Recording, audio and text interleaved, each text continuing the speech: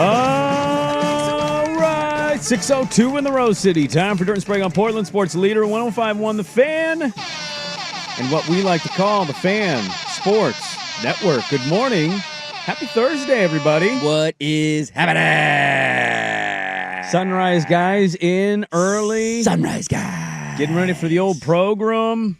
Maybe put this microphone in my pants. Oh, you're going to put your microphone in your pants today? I might. If it means something to you, I might hide it in my pants. Oh, we're going to get kinky today. Hide it in your pants. I like it. Did you know who Jordan Bennington is? Bennington. I do know who Jordan Bennington is. That's what I said, Bennington. Bennington, yes. Yeah. Come on. How do you not know who Jordan Watch Game 7. Get back to me. That is a Stanley. that is a Stanley Cup winning goaltender right there. Oh, is he? Yes, he is. Oh, okay. Well, I had no clue who he was till yesterday. You didn't know that he tried to snag. I don't know if I've ever seen a player do that.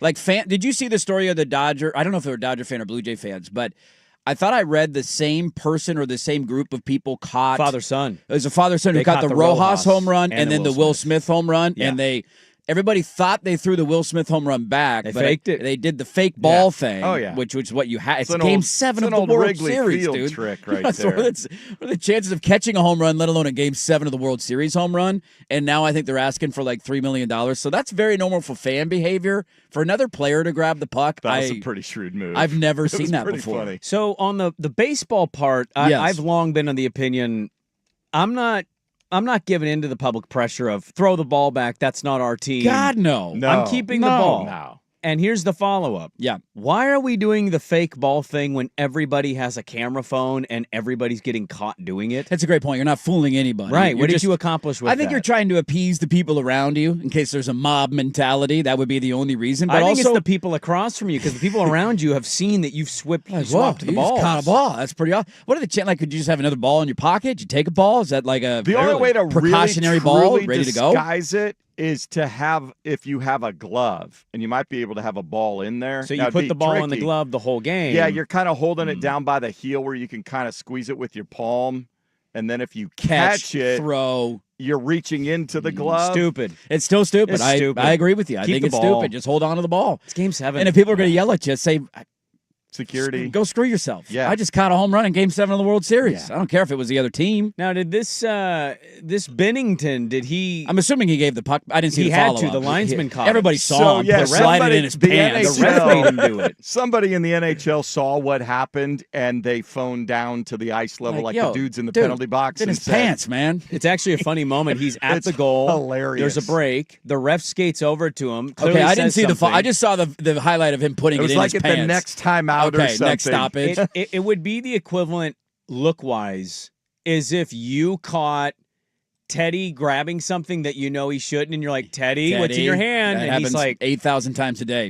Put it down. Teddy. TV remotes are Give me your probably hand. the big culprit, right? Any chance he gets to get his hands on a TV remote, it's chaos because he doesn't want to give it back, starts smashing every button. Now I'm on a thing I didn't even know we had on this TV. Yep. Or he grabs the volume one because we got the Bose speaker and he just hammer the loud volume, and all of a sudden we're all deaf now. So, yeah, I deal with this every day. So I didn't see a follow-up. Did he do this as like an FU to Ovechkin, or did he do it to like, I want the history? That's what I don't know. Yeah. I don't know if he was mad he gave up the 900th goal and he's like, you're not getting this puck over my dead body, or he's like, oh, I'm going to eBay for this. Yeah, for people who don't know the context, Ovechkin scored his 900th goal last night, and he is the only player in NHL. He obviously broke the record last year, and now he's just tacking on to his own record. So he is the only player in the history of the NHL with 900 career goals, and he scored it on Bennington, the goaltender of the St. Louis Blues, and he picked up the puck after the goal was scored and just put it in his pants. Didn't give it back.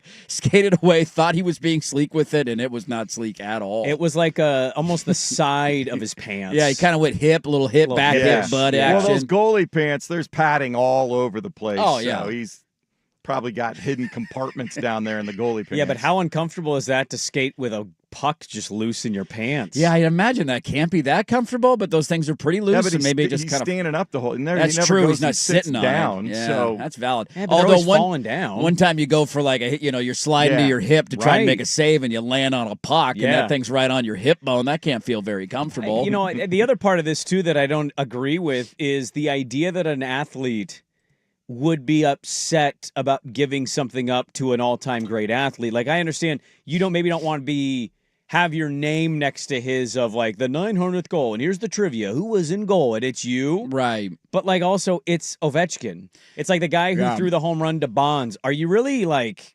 angry about it, or are you just saying, well, that's Barry Bonds and Barry Bonds on steroids? I remember doing this. I can't remember, it was a home run thing or something, and we did the segment of you wouldn't want to be the guy that gave it up, and you correctly pointed out, because I had that take, and you correctly pointed out, what's the name of the pitcher that gave up the home run to Bonds? Yeah, and I can't tell you. Now, people that I know it was the diehards, Nationals. I remember the team. I remember the moment. I can't tell you the pitcher. Exactly. In a million years. Also, for Biddington, like, I know if you don't follow hockey, you probably don't know who he is. He's been St. Louis's goaltender for a long time. They won a Stanley Cup in 20. Oh, he was the goalie for them. He was the goalie when they won the Stanley Cup. Like, he's had a great career. It's not like you gave up 100 goals to Ovechkin, and that happened to be the 900th time, and he's just owned you his entire career. It's That's one that I think you kind of are thankful that you're a moment of history. You've had a great career in hockey. You have a Stanley Cup, so you got that going for you. And you just, you're just going to be remembered for that. And that's not the worst thing in the world, because 900 goals is unbelievable.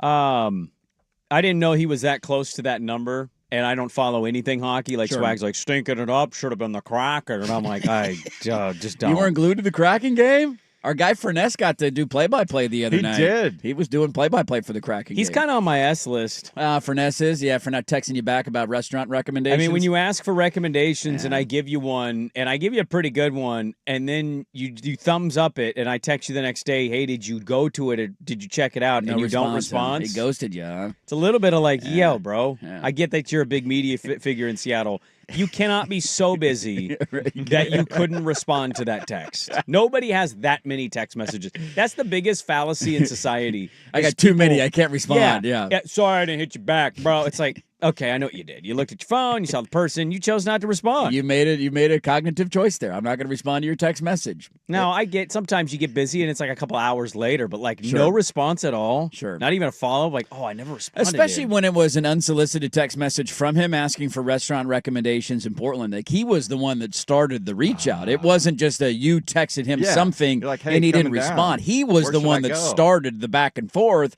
You responded to the back and forth, and then he ghosted you. He's too big time. He's Kraken guy now. Yeah, he's big Kraken guy. That's why he was down here. They were doing some Portland Kraken thing of shoving Seattle down our throats more, and Portland sports fans going to yell at me if I don't talk about the Kraken. Talk about the Kraken! It's March, Sprague! Damn it! Our team!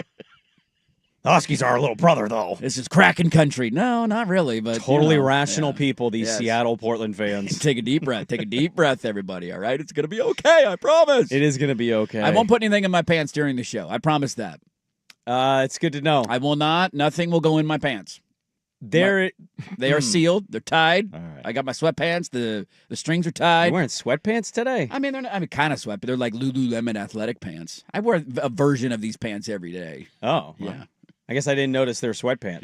They're not. I don't know what the technical term is. Athletic pants. I'll use it because they're not like the sweat fabric. So maybe that's the wrong. But they're like. They're Lululemon pants. Leisure pants. Leisurely pants. I wear leisurely pants every day. I think I'll use a term that our old boss once used that we were not supposed to see, but we ended up seeing because a certain individual just left his email open in Prod 3 in the old building. Dumpy. You're dressing dumpy today. I'm a little dumpy. I'm dumpy day in and day out. I'm a little urban. I'm okay being urban and dumpy. That can be the name of the show. I'll let that fly. Urban and dumpy. Urban and dumpy here. We're your sunrise guys, man. What was your? I got to get up early, dude. I'm not.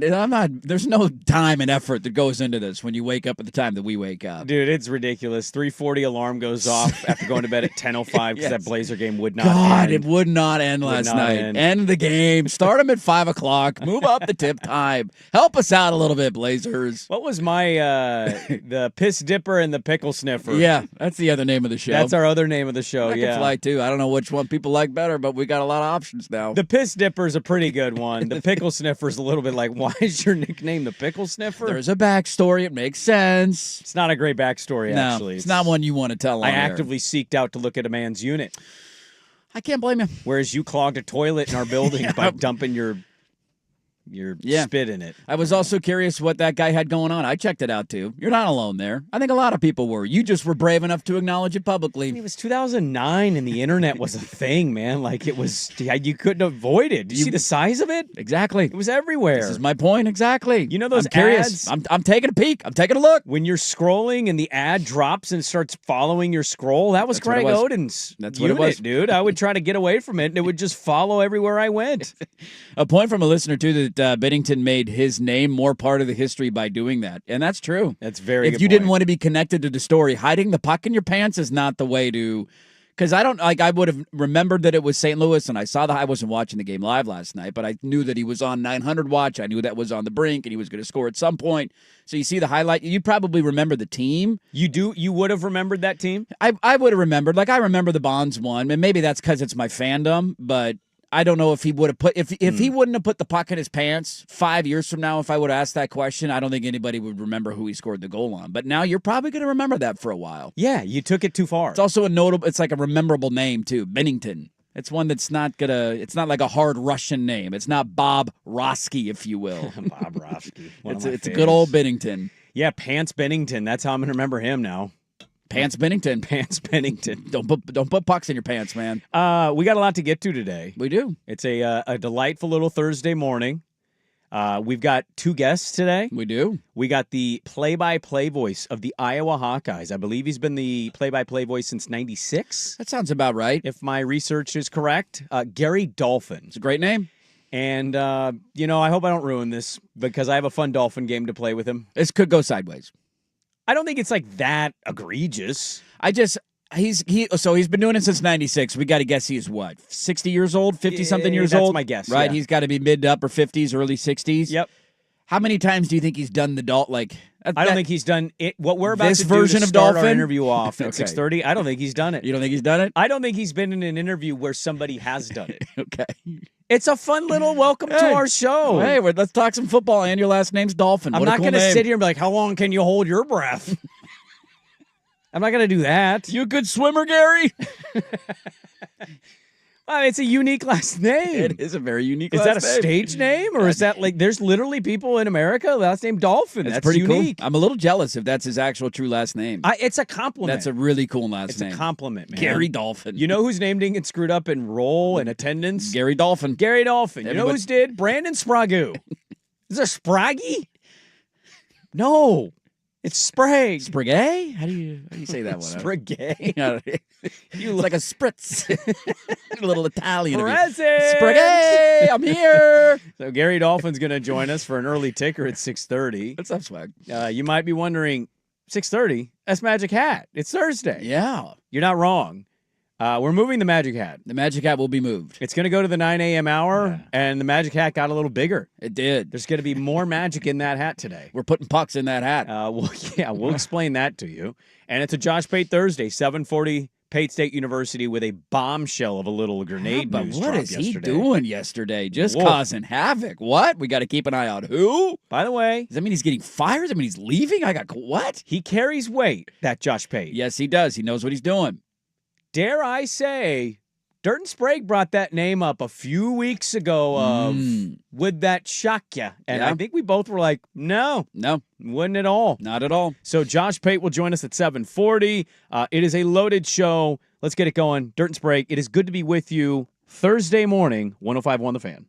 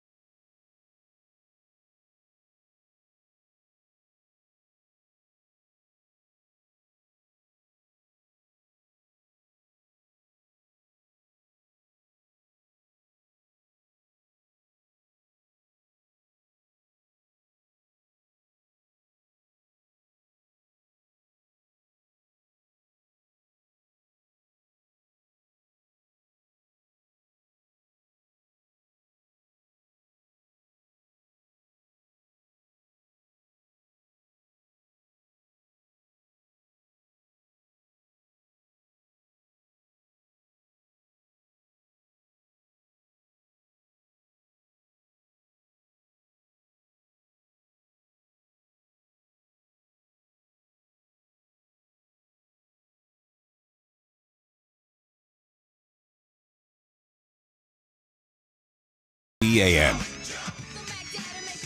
a.m. Welcome back in. Blazers with a nice little win last night. We'll get to that coming up at 7 a.m. I got Dan Lanning audio, and I want to ask a question going into Kinnick Stadium. How you're liking the Big Ten experience? Dan Lanning was asked about what he's learned about being in the Big Ten. Yeah, about a year and a half, almost 2 years now. Of course, be on with Isaac and Suk today at 4 o'clock still? Is it 4 o'clock today? Okay. They're road as far as games. I know. Okay, the road I games. assume travel day is Friday. They're not going as far. because of the 12:30 kick. They're not going until Friday. I was actually is Iowa the closest non-West Coast Big Ten school? Nebraska, I think, is closer. Is Nebraska closer technically than Iowa? Nebraska's a little closer. We got Gary Dolphin. He is the longtime play-by-play man of Iowa football, and he'll join us coming up here. We got an early ticker. His schedule's crazy busy. He's been there forever, so we got an opportunity. We took it.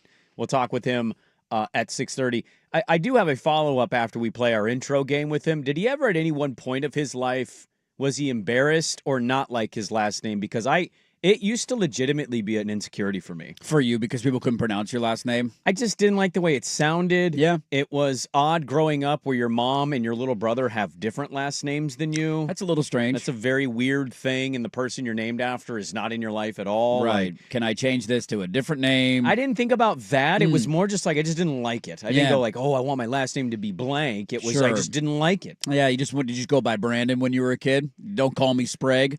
I didn't correct people. You didn't? The Sprague thing started pretty early, but tell us about Aid. People would call me Brandon more than anything else. That's a guy thing when you get older. Then you eventually just become your last name, usually for the most part. Yeah, that's the way guys operate. Well, but I learned this about a family friend of ours, my daughter's friend, her mom. We've been hanging out, and she revealed the other day that she hated her last name. And I'm like, well, what was your last name? And she goes, Beavers. I could see why you wouldn't like that last name. I could see how that growing up wouldn't be ideal. She said that her grandma gave her dad a bumper sticker, and the bumper sticker just said Beaver Watcher. And it was on the car. And she said, you can't have that on your car. What are we doing here?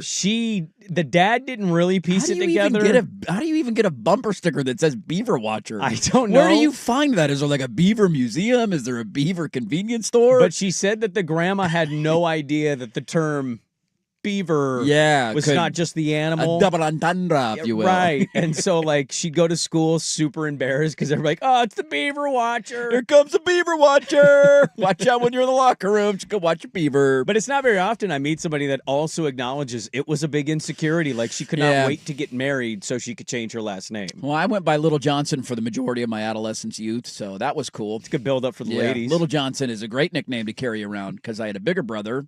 Had nothing to do with factual matters, if you will. Who's taller? I think you're the Little Johnson.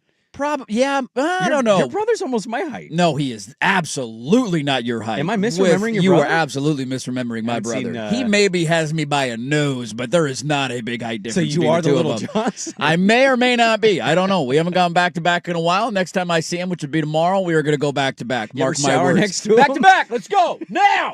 Who's taller? Who's the big Johnson around here? Yeah, that was fun to carry around for the majority of middle school, and then everybody giggles because, get it? That was a fun one. Did ladies know about it, or was that just like an inner circle thing? I think it just, when people yell it out in a hallway at a school, I think it's everybody in the vicinity of said hollering can hear Little Johnson getting ushered. And when Little Johnson gets said, everybody knows what that means. By the time you're in 7th grade, everybody understands the reference there. Sure. That's like in elementary school, maybe you get away with it. Nobody's connecting dots. I would have picked that up in 5th. Beaver Watcher. Maybe 3rd graders don't quite get Beaver Watcher, but when you're in 8th grade, Beaver Watcher, not a good one to carry around. Swag, did you ever have an insecurity about your last name? Because it's a unique last name, Swigard. It is. No, not insecure. I mean, it got butchered when I was little. I'd imagine that's a hard one. What's the funniest way you can remember people saying it?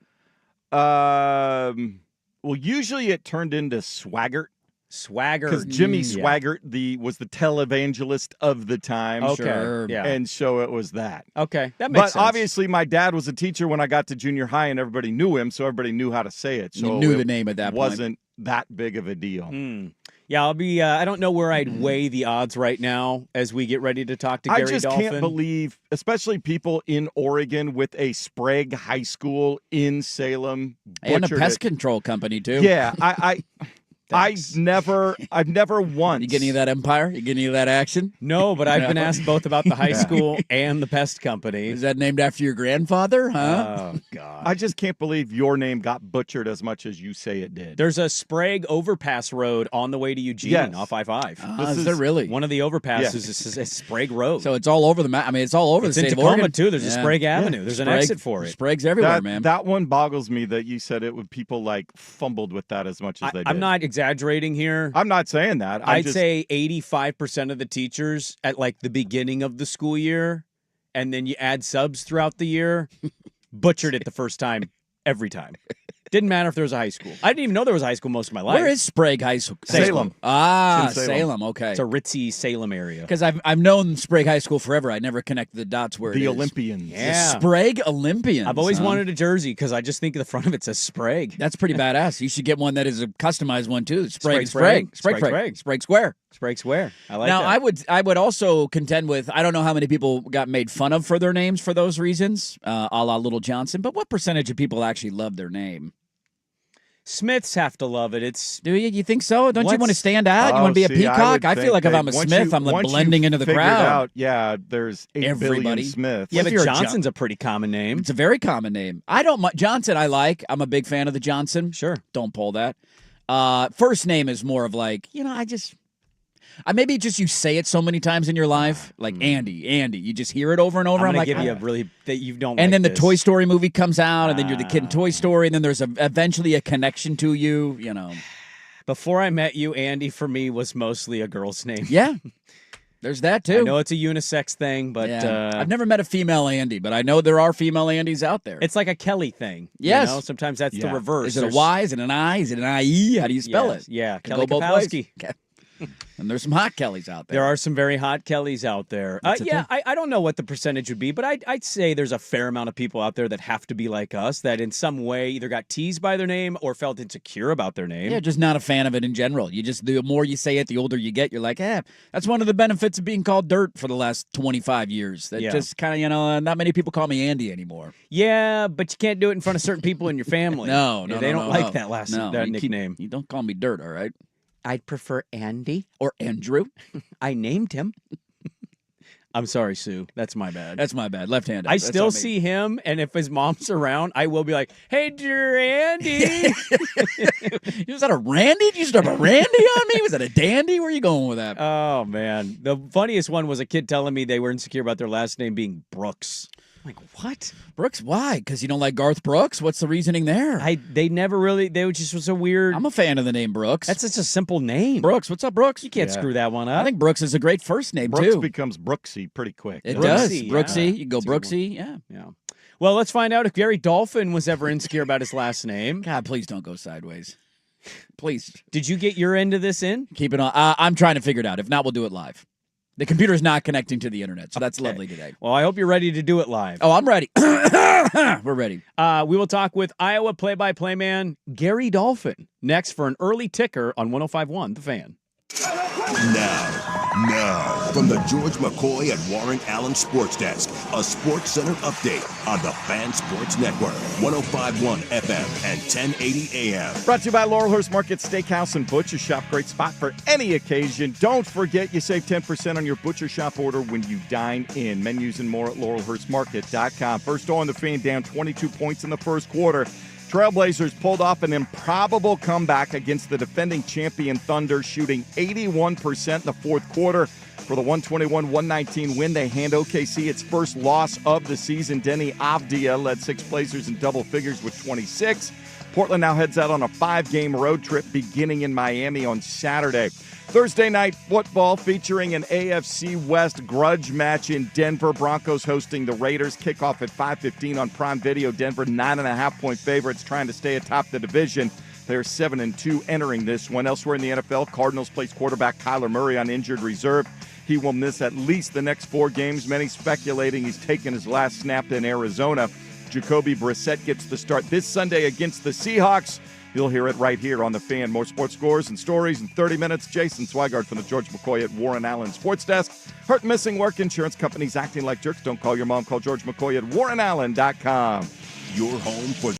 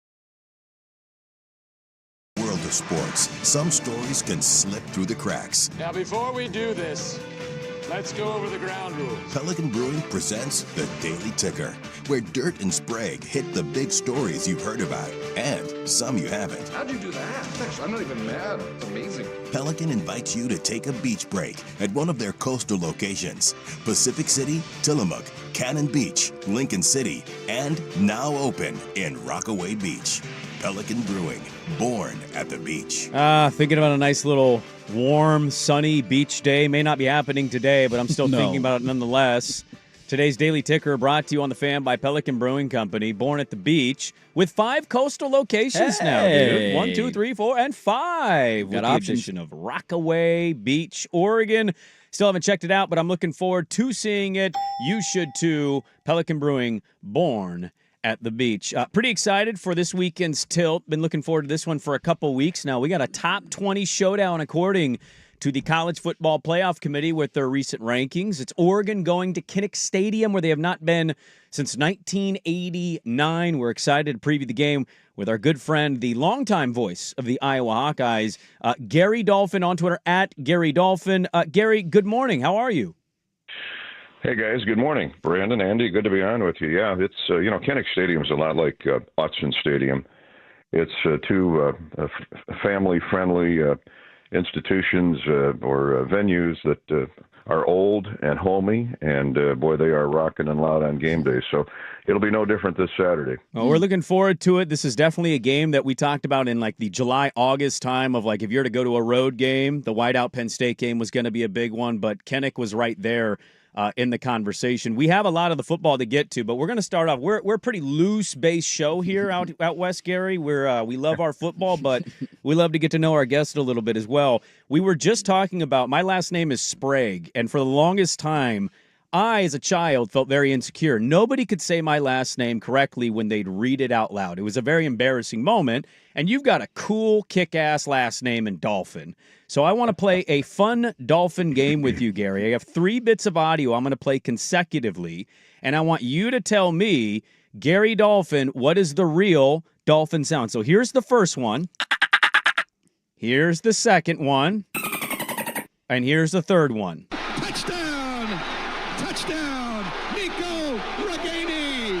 Ragaini is Ragani! What is the real Dolphin sound of those 3 there, Gary? I don't know. They all sound pretty accurate to me, pretty authentic. I know that last one is a fish from County Sligo in Ireland, where his ancestors came from. There we go. The first two, are they both dolphins? Yeah. One human, one actual dolphin. Yeah, my You got co-host 2 different options made the there. first Yeah. sound effect out of his own throat, and the second one is one I pulled from the internet. So, yeah, real dolphins. Well, Nico Ragaini, I always had fun with his family because over 4 years, and you guys know this, either a player's dad or mom or the player himself will come up and say, "Hey, no, it isn't pronounced that way. It's pronounced this way." Mm-hmm. So I got like 6 different pronunciations of Ragaini, and it's a good Italian family that they are. And my other favorite one is we used to have a defensive end who was really good. He played like 6 or 7 years with the Cardinals in the NFL, and his name was Kenny Owabama. And it was, I believe, Somalian or Nigerian from Africa originally. And and I asked him 3 times at 3 different press days, his freshman, sophomore, and junior years, and it was Owabama. So his senior year, he comes to me and says, "Hey, Dolph, it's Iwubima." I go, "Kenny."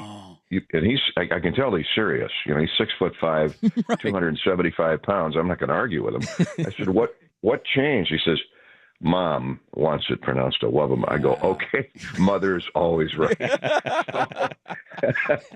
But it's, as you know, if you're in this business, you're going to get taken to the carpet. It just grinds me every time I hear somebody say, "Kirk Ferentz." Yes. I say, people, he's been here 26 years. Can't we get it right? Ferentz. But I know you guys don't do that, so No, we're good. of course not. Now, did you enjoy growing up with the last name Dolphin? Was that a fun one to have? Did kids ever tease you? That's such a cool name. I can't imagine you got teased too often. Well, I grew up with that, yeah, and you're right. Well, they did tease. They called you porpoise and fish, and that's okay. I mean, that's pretty tame by today's standards. And I guess the history is it originally was spelled Dauphin, and as you know, in Ireland back in the 1300s, you could get in an argument over almost anything and have a spear shoved through your chest.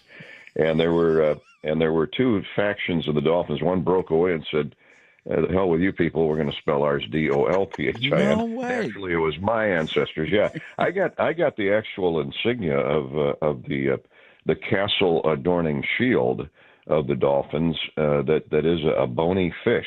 So there you go. How about that, man? Do you think you That guys is an were awesome backstory? Were you the family that probably launched the spear into somebody's chest, or do you know any of that?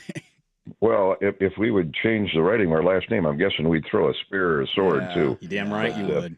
Yeah, Gary, they both had castles over there. That's what I'm told. Family trees are wonderful. Yes, they are. Gary Dolphin, our guest here, longtime voice of the Iowa Hawkeyes. We're looking forward to this matchup, Gary. What is the matchup with these two teams when you see what you've seen with Oregon and so far Iowa's season? What is the matchup for you that you kind of circle and you go, what dictates the game could break down into what matchup for Gary Dolphin? Well, I think it's your outstanding quarterback, Dante Moore, against this Iowa defense. The Iowa defense is certainly legitimate. They've been legit, top 10 in most statistical categories for as long as I can remember. An amazing stat to me is through the last 10 seasons, not 10 games, but 10 seasons on average, the Iowa defense has given up less than 20 points a game. I mean, that's just a remarkable number. But if you've watched Norm Parker and now Phil Parker's defenses down through the years, they never change. They're a base 4-3. They'll alternate off that.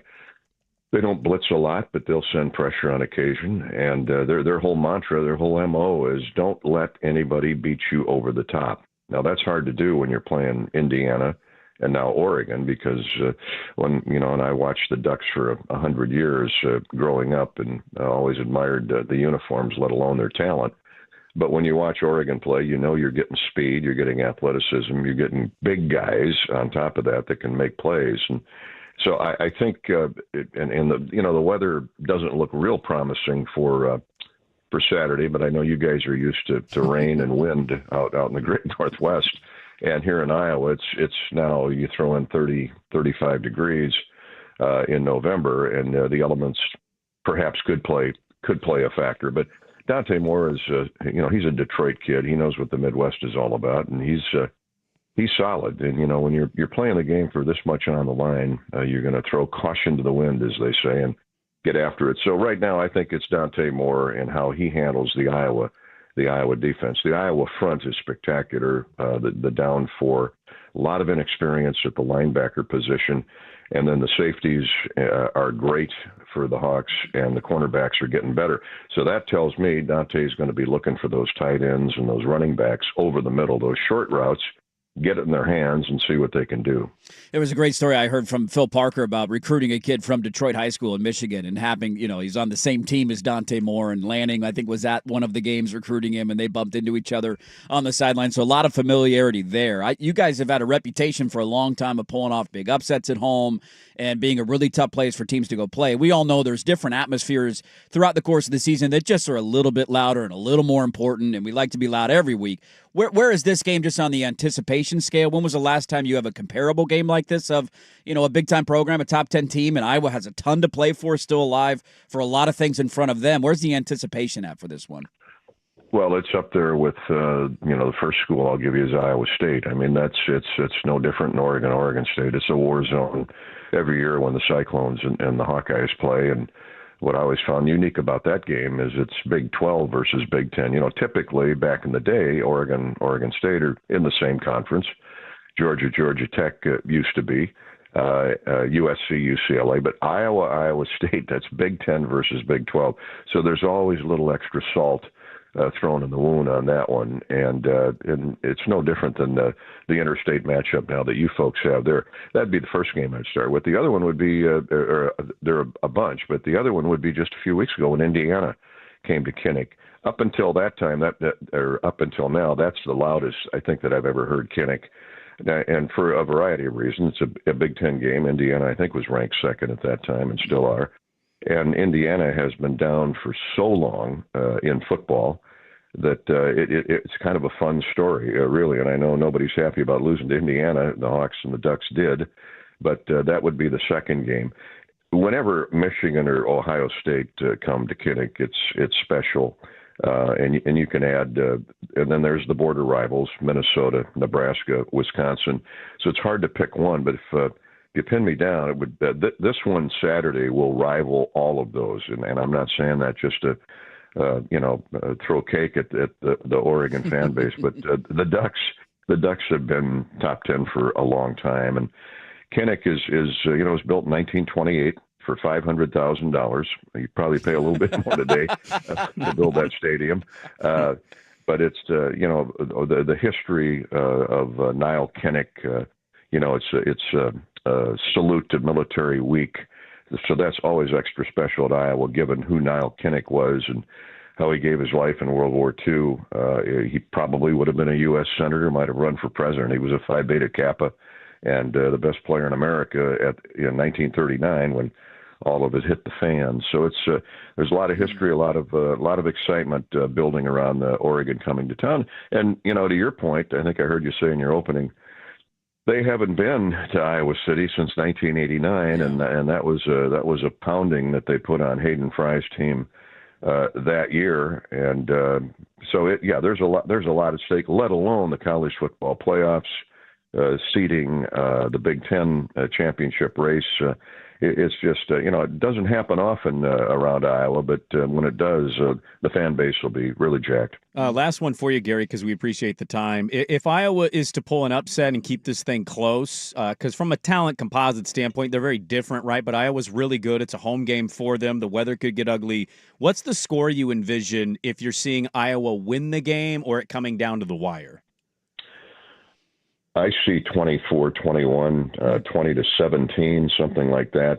I know both teams have, here's something we haven't even mentioned yet. The Hawks have the best special teams player, the most exciting player maybe we've seen since Tim Dwight in Caden Weegan. And so he'll get everybody on their feet at least once or twice, and he could be a difference maker. And by that, I mean special teams could be a difference maker. Iowa has an All-American kicker and Drew Stevens, who just surpassed Nate Kading, for crying out loud, in total field goals for a career. So to me, if the weather holds like it's supposed to, if it does rain, if it is windy, then you're talking special teams or a turnover. Yeah. There we go. Good stuff. Gary Dolphin, the longtime voice of the Iowa Hawkeyes, getting ready to make the call this weekend with Oregon going to Kinnick Stadium for the first time since 1989. You were a good sport in playing the Dolphin sound effect. No spears were throwing, so everybody's going to get out of this healthy. We're all alive. And it's good to have a new friend in the Big Ten. Gary, we appreciate the time. Have a good call and enjoy the game. Good stuff, boys. Have a good day. Thanks for having me. All right, there we go. Gary Dolphin, our very own. Got our Dolphin. We got our Dolphin.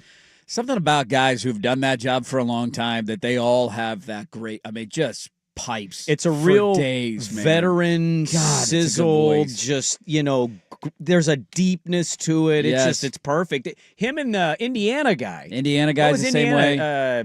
Blanket, our friend in Indiana. Oh, God. Fisher? Yes. Don Fisher. Yeah, the Don Colorado Fisher. guy was the same way. I remember talking to the Colorado guy. Now, Michigan has it was Brandstatter. Who was the Brandstatter. long-time. Same thing. Paul Keels has huge, deep pipes at Ohio State. You just I feel like that's if you're a Big Ten, old-timey rated, like that. I'm going to have to drop my voice another octave. I was going to say, you're too high-pitched, Swag. Go to the Big Ten. Probably makes you feel like a child hearing these guys on the phone. God, I'd love to walk around just for a day with pipes like that. That's got to feel really cool. He was awesome, man. It's going to be a fun game. I'm looking forward to the matchup. Good stuff there from Gary Dolphin. Coming up next, I'm going to stick in this. We'll kind of weave in and out of this game. Sure. This number for Iowa going in. Ooh. And could something legendary be on the line this weekend against Oregon? I'll tell you what it is. Next, Dirt and Sprague 105.1 The Fan.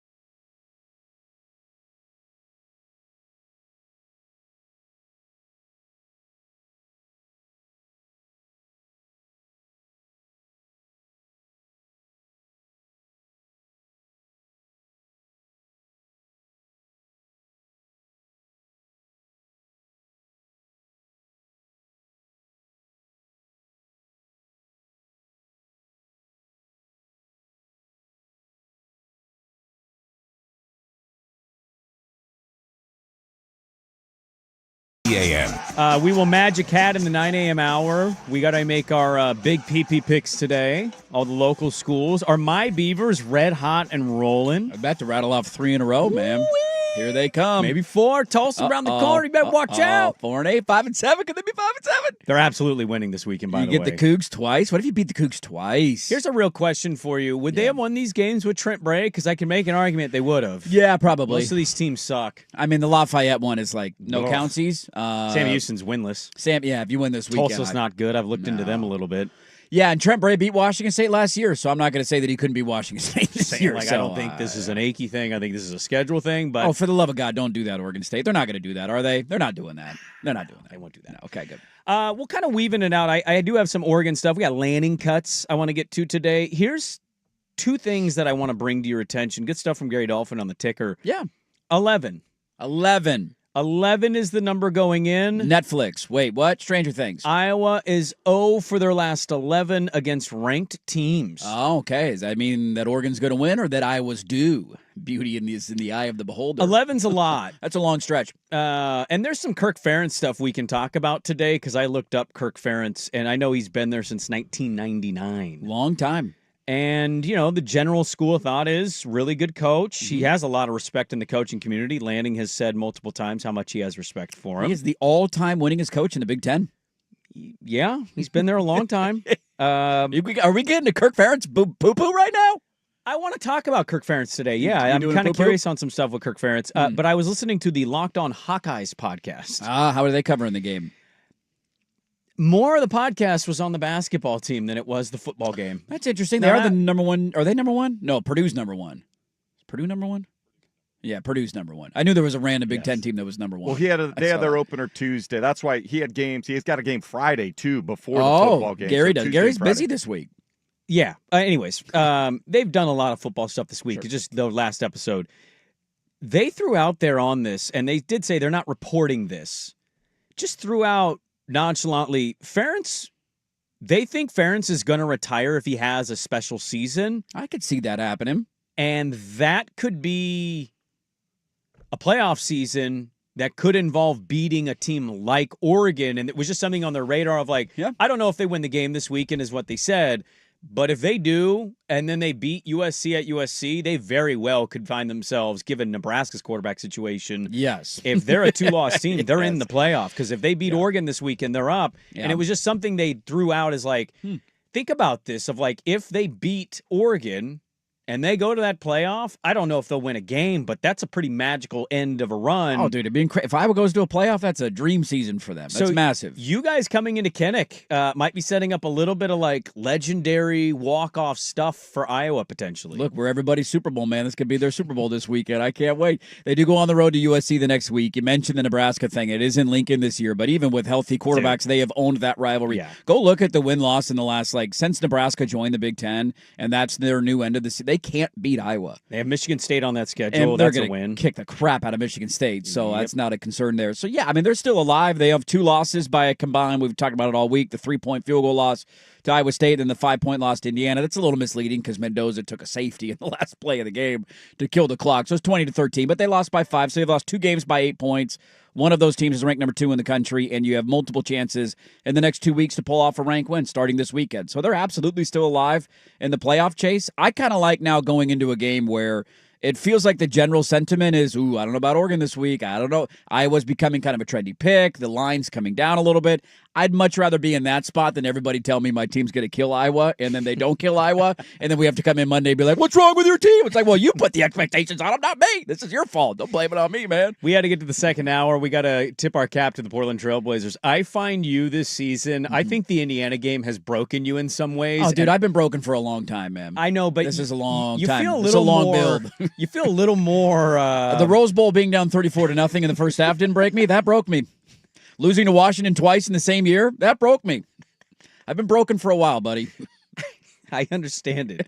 This season in particular, you have a weird energy to you about your team. I think you really like your team, but you don't think your team is that amazing. But yeah, they can be. I don't know who they are. That's the beauty of it. Yeah. I have no clue. Right. They win by 20 this weekend. I'm not surprised. They lose the game. I'm not surprised. I have no clue what to expect on Saturday. That's the energy you're carrying. Yeah.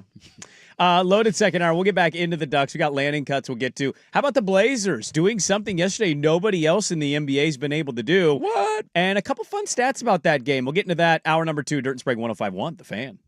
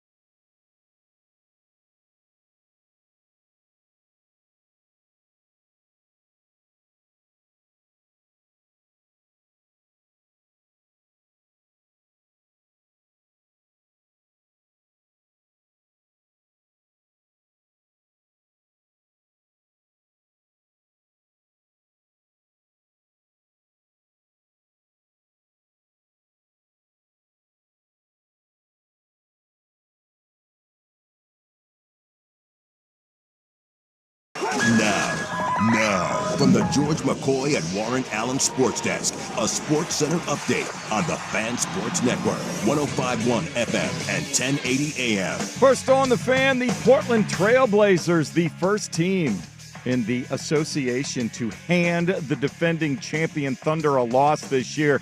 Didn't look like it was going to be that way early on, down 22 in the first quarter, but Portland shoots 81% in the fourth quarter, puts 40 points on the board, and hangs on for the 121-119 win. Now they head out on a 5-game road trip starting Saturday in Miami. Thursday night football heads to the Mile High City. AFC West grudge match between the Raiders and the Broncos. 5:15 kick on Prime Video. Denver 9.5-point favorites trying to stay atop the division. They're 7-2 on the season. Elsewhere in the NFL, Cardinals put quarterback Kyler Murray on injured reserve. He'll miss at least the next 4 games. Many are speculating Arizona will not see him on the field yet again. Jacoby Brissett will get the start Sunday against the Seahawks, which you'll hear right here on The Fan. More sports scores and stories in 30 minutes. Jason Swigart from the George McCoy and Warren Allen Sports Desk. Hurt missing work. Insurance companies acting like jerks. Don't call your mom. Call George McCoy at warrenallen.com. Recruiting with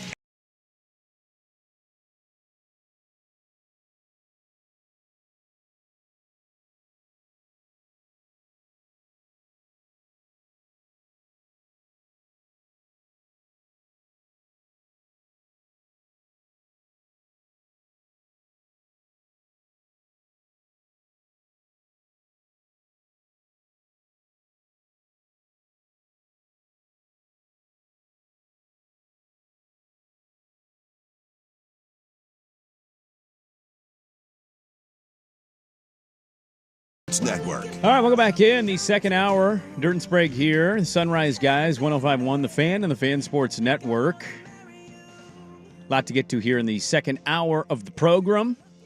The Piss Dipper and the Pickle Sniffer live here on a Thursday morning. Hope your Thursday's going well. A little rainy and wet out there, but a little nasty. I think we got some dry weather coming though after today. God, I'm so tired of hearing about the We got a few dry days. Yeah, I'm sure there is.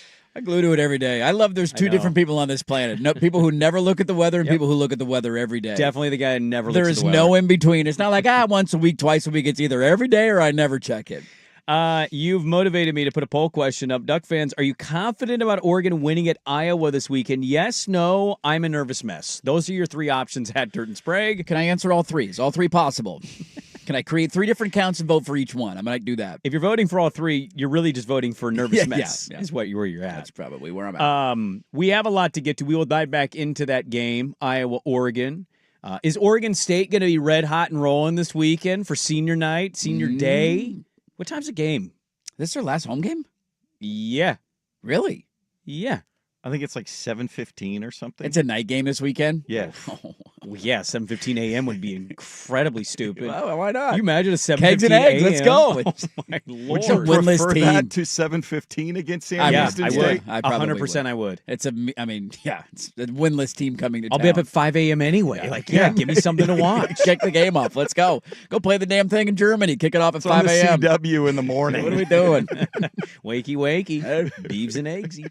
We have a lot to get to. We'll get back into some football. I got some NFL on my docket, too. I love it. Should there be 5 teams with a higher percentage chance to win the NFC than the Seattle Seahawks? Oh. I have the 5 teams. Oh. Talk about that a little bit. You might get me to go make a bet if that's the case. And if you are wondering, you didn't do the Magic Hat, it's Thursday. Don't you fret, my pet. The Magic Hat is coming live to you in the 9 a.m. hour. And so we will get to that. It's a new edition of the Magic Hat. There's new wrinkles that we've added to that hat. Yes. But last night, our beloved Portland Trailblazers, boy, they did something nobody else in the NBA certainly could. For the first time this year. Oh, play it. Wish I'll be your fantasy. I'll be your rope, I'll be your love, be everything that you need. I love you more with every breath, truly, madly, deeply do. I will be strong, I will be faithful, cause I'm counting on a new beginning. Turn it up, Swag. Crank that. Come on. We're all singing it in the car anyway. 10 out of 10. Let's go.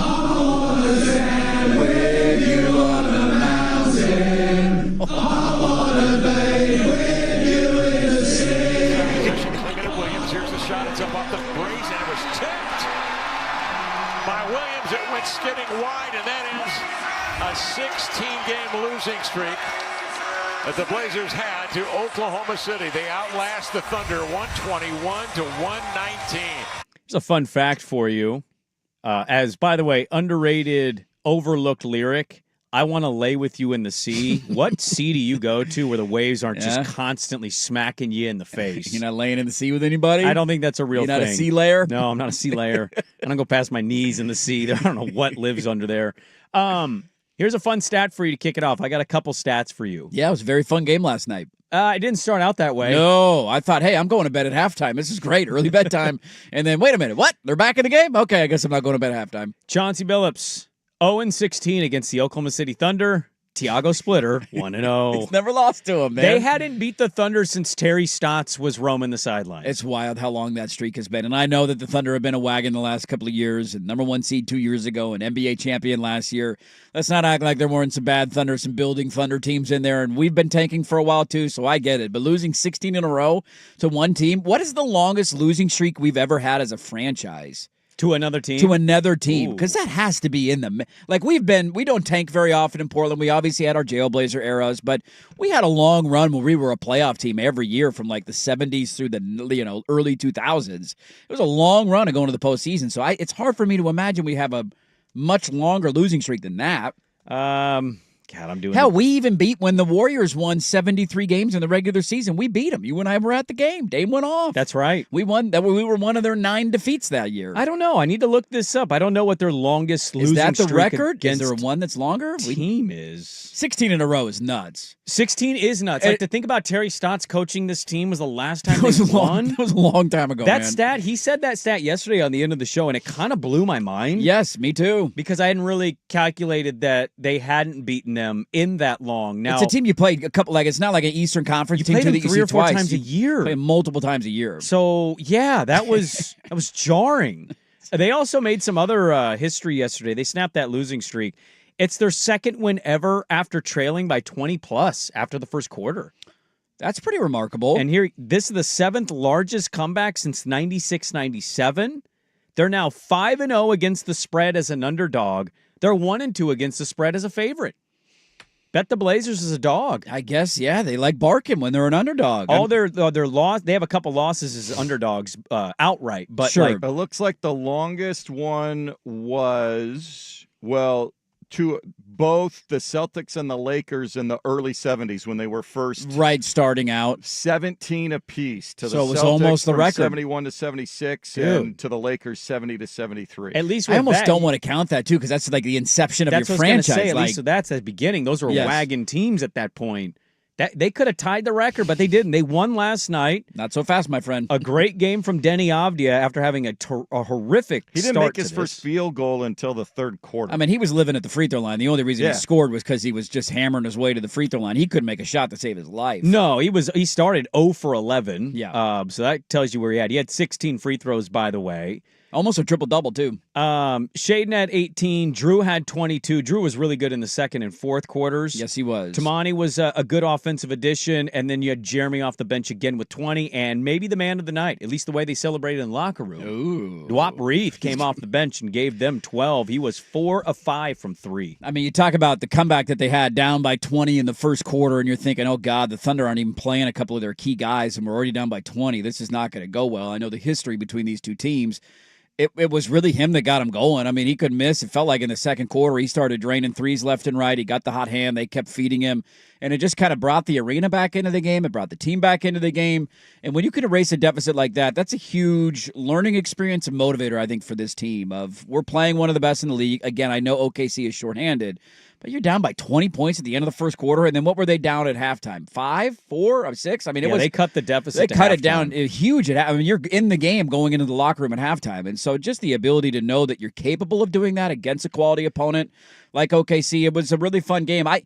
It's funny with them, like they have stretches where, and I think you texted this in the group feed, but I was thinking the same thing watching them. Like, they look so bad offensively for stretches of a game. They look like one of the worst offenses in the NBA. You look at the score and you're like, but they're only down by 4. I don't get it. I have a hard time computing that in my head sometimes. And then they got hot late, started down by 8 at halftime. Kamara hit a big 3 late. You mentioned Avdia, who got going. Like Drew Holiday was huge in the fourth quarter for them. You have a 40-point fourth quarter to kind of flip the game on its head. It was a really fun night at the Moda Center last night. Yeah, the Hartenstein, he had that like layup full court thing at the end of the half to walk it off. That's right. How was that not an offensive foul, by the way? Well, look, here's the other part of this. 2 hands in the back. Their offense did finally pick it up. They shot as a team.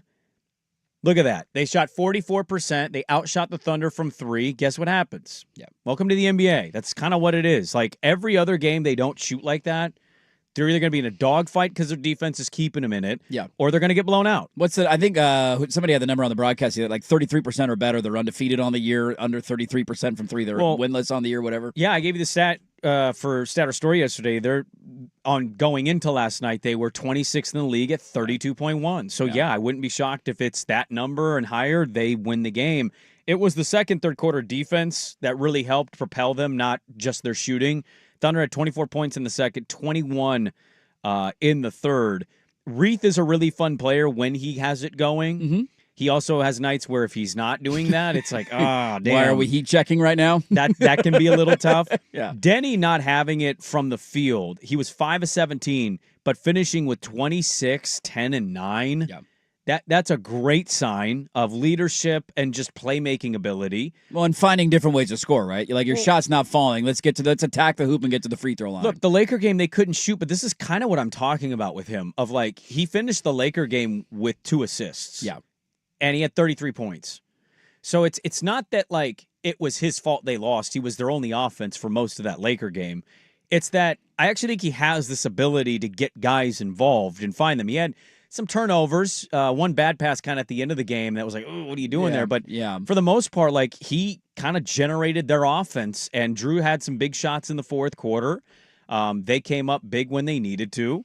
The Thunder absolutely looked a little gassed and shorthanded by the end, but I'm not going to take the Blazers' credit away because nobody else has been able to beat the Thunder. I'm going to tell you this. It's 8 games, and barring injury, which is the biggest of thing in that season because it's such a long one. Which they're already banged up and shorthanded to begin with. Right. I feel confident enough to tell you that I think if they're largely able to keep these guys intact and then get the guys who are injured back, I feel like even though it's 8 games, you can look at this team and say this is about a 500 team or better. Oh, yeah. They're going to hover around it most of the year. I kind of think the way the West is going right now early on, this feels at least like a minimum a play-in team. I mean, right now, sure. I don't know if I would have said that after they lost to the shorthanded Lakers on Monday night, right? So things change quickly early in the season, the ebbs and flows of it. But they're kind of becoming the back-and-forth team, right? The Laker loss sucks. Yeah. There's no excuse for it. That was kind of an effort and overlooking thing, and that shouldn't happen. But yeah, last night was a big effort. You're down 20 points. Everybody's thinking the same thing, whether in the building or watching on TV. Yeah. Well, this one's over. Oh, for sure. I thought the same thing. Yeah, this game's over. And they clamped down. They got their offense going. They started building that confidence. They're just never going to quit. Yeah, I agree with that. Look, what I will always give them credit for is they're going to play hard every night, and that I love. They've been very fun to watch because of that. The Laker game wasn't a ton of fun to watch because that was like, who Smith? What? Who's this guy? No, for sure. So, like, that game wasn't fun. But for the most part this year, they've been very entertaining, and you know they're going to play with effort and they're going to play with intensity. It doesn't mean that the offense will always look pretty. It doesn't mean they're going to have nights where they make shots like they did last night and shoot north of 40% from 3. I also think a couple of things that are in my mind, and maybe this is just who they become, although we'll have to wait and see how the schedule breaks out. I know they got a run of these for a while. You mentioned OKC defensively, or what Portland did to them in the second half defensively. I also think part of that is OKC's on a second of a back-to-back after a late tip, and they're getting into town, and they look like they had tired legs. SGA had some foul trouble, so they had to sit him down for a stretch in the second half. He was a little tired at times. Looks like he was shorthanded without a couple of guys. So that's the other part of this. They're going to be feisty every night. They're going to have nights where they lay an egg, maybe. They're going to have nights where they pull off an upset like this. It's the second time they've done it. They beat Denver last Friday. Now they've beaten OKC, 2 of the teams that I view as some of the best in the Western Conference. They're just offensively, it's going to take nights like this where you get somebody else doing something. And it was Reith last night. Like, he came out in the second. He was a plus 21 in 20 minutes. Yeah, he was their best in that player. Second quarter, he got hot and then had a great stretch in the fourth quarter.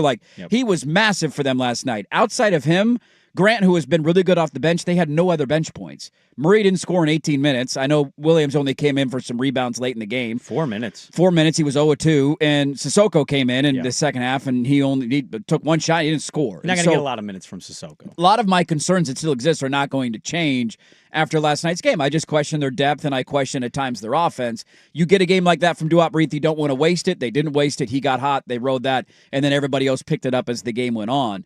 But I tend to agree with you. When you just look at the landscape of the NBA, playing hard on any given night, I said this going into the year, is good for like 20 wins. Because there's teams you're going to catch sleeping. There's teams you're going to catch on a second of a back-to-back. There's teams you're going to catch that are resting guys. And if you just play with intensity and effort, that's enough to win you a good chunk of games on your schedule. Last night was really impressive, but I don't know if there's any grand takeaways from me. Yeah, no, that's totally fine. I get everything. I agree with most of what you said. I just look at, I like the Jazz just lost Walker Kessler for the year. Yeah. The Grizzlies and Ja Morant. God, that's have fun. Is that a divorce? I don't know what's happening there.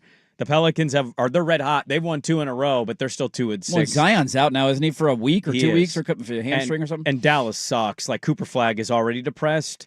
Side note, watched his post-game press conference, and I actually got more upset that he's there. I'm like, this is so ridiculous that he's a Maverick. It's really stupid. How they fixed that to happen is so dumb. It's really stupid. Phoenix is meh. Yeah. You look at the West. There's some really good teams that they're not going to beat, and you're not wrong. Like, their offense is going to disappear, and they'll lose a random game to the Kings, right? Yeah. But it's as simple as making there's threes, some other man. bad teams in that without conference that'll I think they'll be able to feast on, not to mention the garbage teams in the East when they get to play them. Yeah. One takeaway that I want to bring up, and then we'll dive back in, talk a little Kirk Ferentz, maybe get to some NFL notes. It's a loaded second hour. Dirt and Sprague 105.1, The Fan and the Fan Sports Network.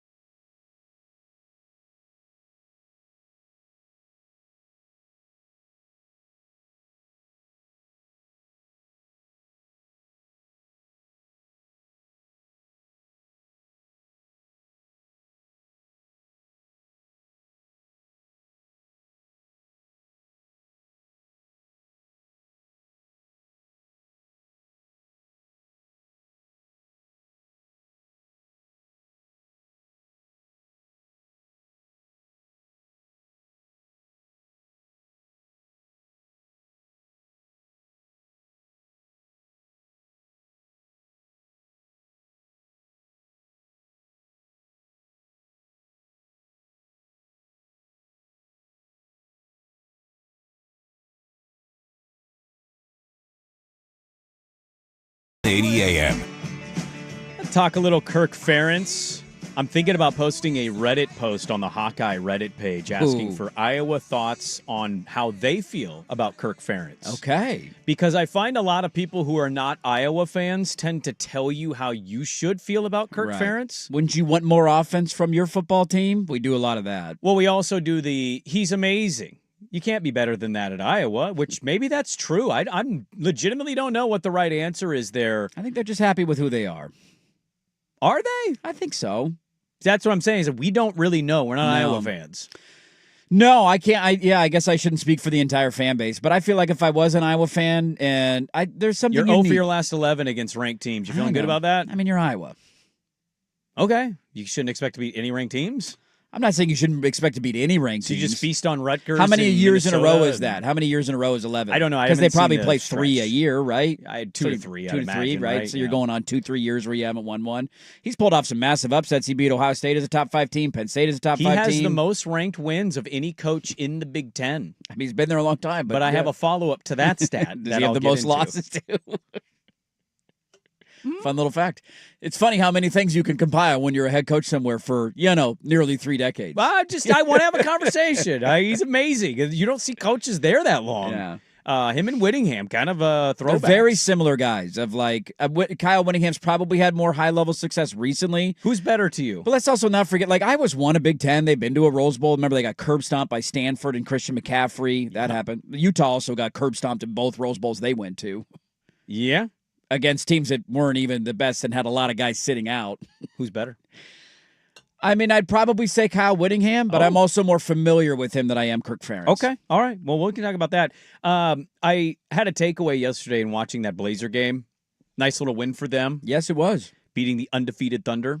Undefeated no longer. The Blazers technically shot one more free throw, but the vibe watching and hearing that game would have told you that the Thunder got every whistle and they shot 85 free throws. It's also funny that Denny Avdia took more free throws than SGA in the game. I know. Never would have thought that was going to happen. I think it was very intense with the officials last night. I asked you yesterday to end the show, where would they be as a team you want to go watch in person? Dude, we all hate them. Everybody hates them. I think you're right. Everybody hates them. I legitimately think people hate this. Now, look, we shot more free throws, so it's weird to bring this up the day after that, but man, there was some moments like Klingon got called for one. I thought he was just straight up, and I think Lamar is doing a good job of not putting himself in a warning from the NBA for the broadcast comment. But delicate. I think Lamar was like, arms are straight up. Yeah. There's really no contact, but okay. We're calling fouls there. They did overturn one Kamara where they called it a block on the floor and then overturned it after review. Well, the crowd was just so into it. They kept showing this thumbs down guy on the broadcast. Yeah. That was really good. We need that new guy. I had a buddy text last night that they missed free throw guy. Where's free throw guy at? Bring him back. You miss free throw guy? I didn't say that. I had a buddy send that to a group chat, but I thought, can thumbs down guy be our new guy? Because he had every game? I like thumbs down guy. Give him one of those every time there's a bad call.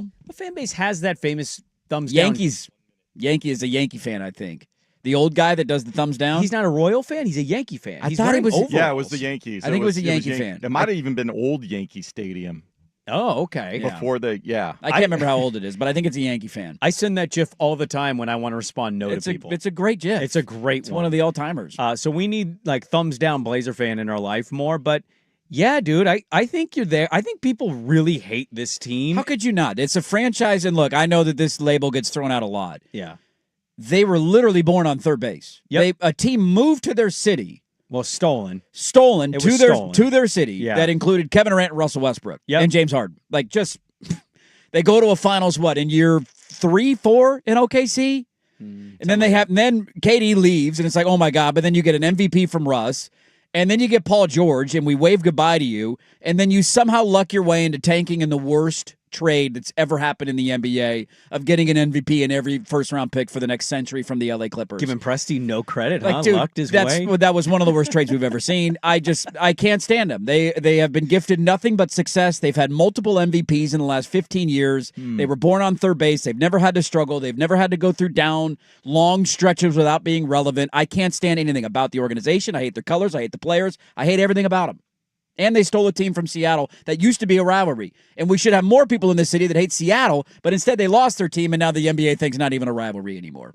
I can't we stand almost them. feel bad. We're like, dude, we kind of miss having you guys to hate. Yes, I like hating Seattle teams. I hate all Seattle teams. It's in my DNA. It's like a weird. And I used to have a poster in my room of what was the cup or trophy they used to give out? Oh, yeah. For the between Blazers two and teams. Sonics whenever they play, and they'd had a series, and there was a trophy at the end of it. I had a poster in my room that was that. Do you think the NBA should do that and ditch the in-season tournament cup? Yes. Like, Yes. emphasize the rivalries and make it worth a Yes. trophy celebration. Without a doubt, would Wouldn't be that better. be a little more fun for each fan base? Yes, it would, because it wouldn't be that serious. You wouldn't hang a banner, but it's like college football. When you win a rivalry game and you get a trophy, it's kind of cool. You celebrate it, then you Right. keep the trophy until the next time. Like, yeah, that would be way cooler than the NBA Cup.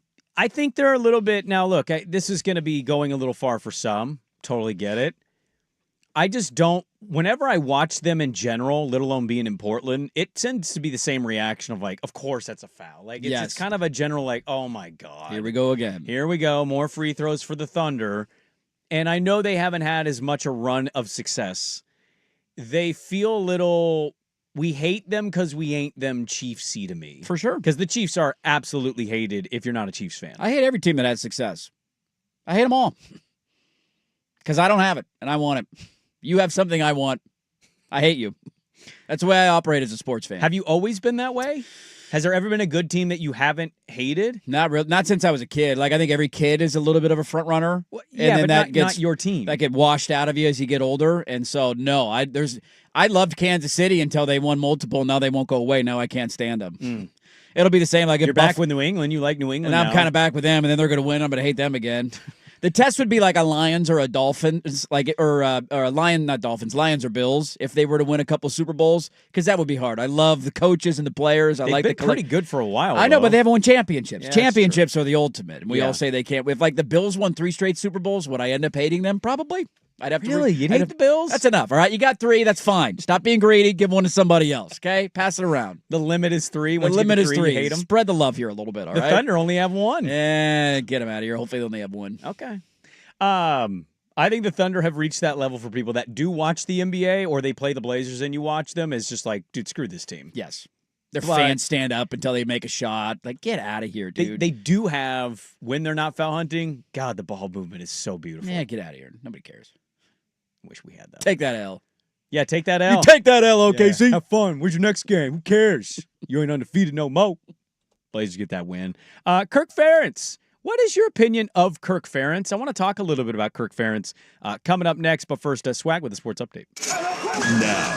Now, from the George McCoy at Warren Allen Sports Desk, a Sports Center update on the Fan Sports Network, 105.1 FM and 1080 AM. Brought to you by Langdon Farms Golf Club. Good or bad weather, the golf course is always the driest around. Download the Langdon Farms app today. Get all the latest news and specials first on the Fan. Down 22 points in the first quarter. Don't worry. Trailblazers pulled off the improbable comeback, knocking off the defending champion Thunder, shooting 81% in the fourth quarter, 121-119 the final. OKC's first loss of the season. Denny Avdia led 6 Blazers in double figures with 26 points, and now Portland heads out for a 5-game road trip starting on Saturday in Miami. Thursday night football featuring an AFC West grudge match in Denver. Broncos hosting the Raiders for a 5:15 kick on Prime Video. Denver a 9.5-point favorite, looking to stay atop the division. Elsewhere in the NFL, Cardinals putting quarterback Kyler Murray on injured reserve. He'll miss at least the next 4 games, and many speculate he won't be back at all for the Cardinals. Jacoby Brissett gets the start this Sunday. They take on the Seahawks, a game you'll hear right here on The Fan. More sports scores and stories in 30 minutes. Jason Swigard from the George McCoy at Warren Allen Sports Desk. Hurt and missing work insurance companies acting like jerks. Don't call your mom. Call George McCoy at warrenallen.com. Your home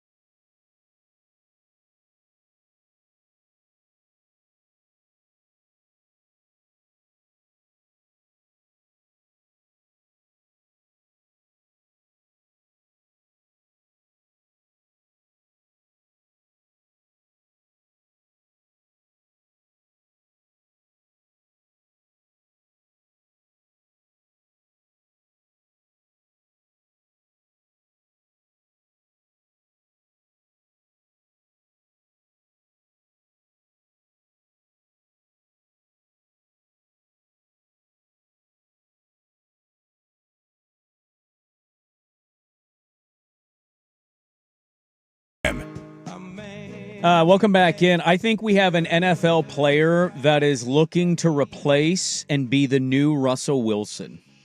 I'm glad you saw this. Oh, look at us. Talk about things that I hate. I already hated this guy. Yeah, well, I know.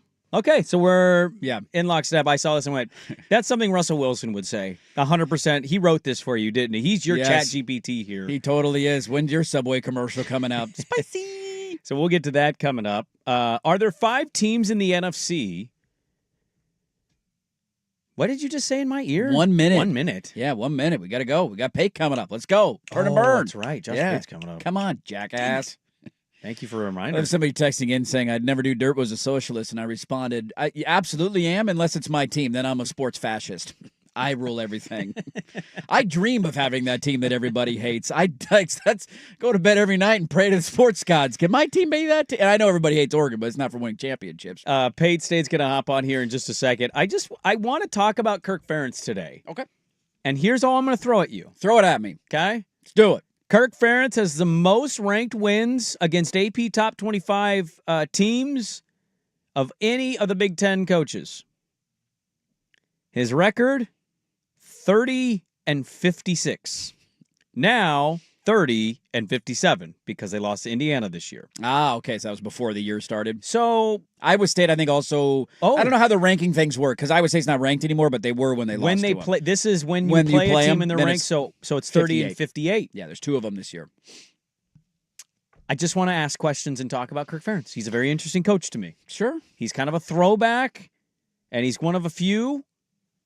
Where people are at on Kirk Ferentz.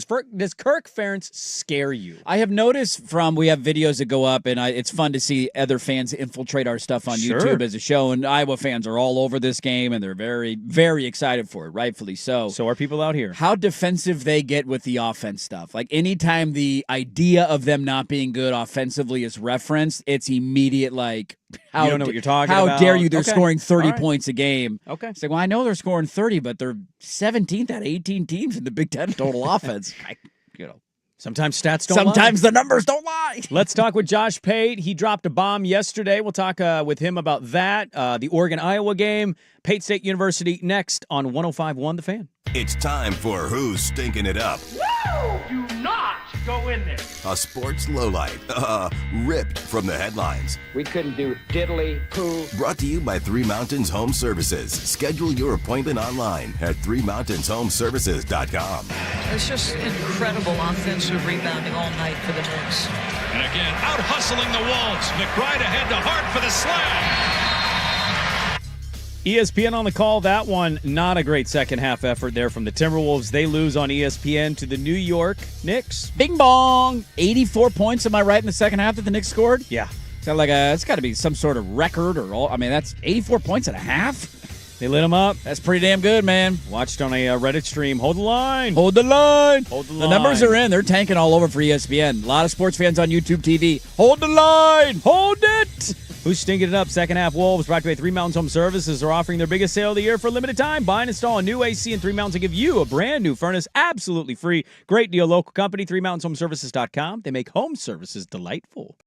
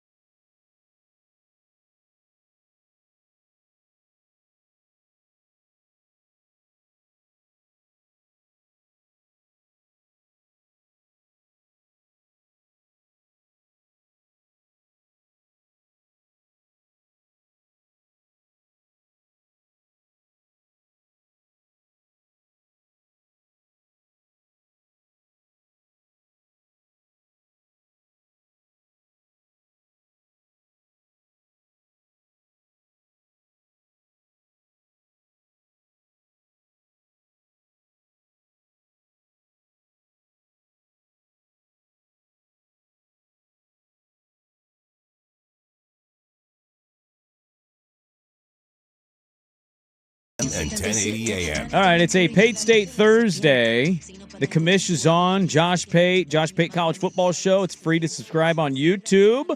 Get him to his goal. He's going to take over the world if he hasn't already. He's on Twitter at Josh Pate, CFB, and on Instagram as well, where you get all behind-the-scenes access looks at where he goes every weekend, what he's posting, his Friday night picks. Like, he's got Friday night lines, I should say, to be proper there, and he's taken over the world. He threw a grenade last night. He did, that exploded, and we'll get to that. But, look, Pate, you are a football sicko. It's why we love you. It's why we consume your content, and it's part of what we love about this interview.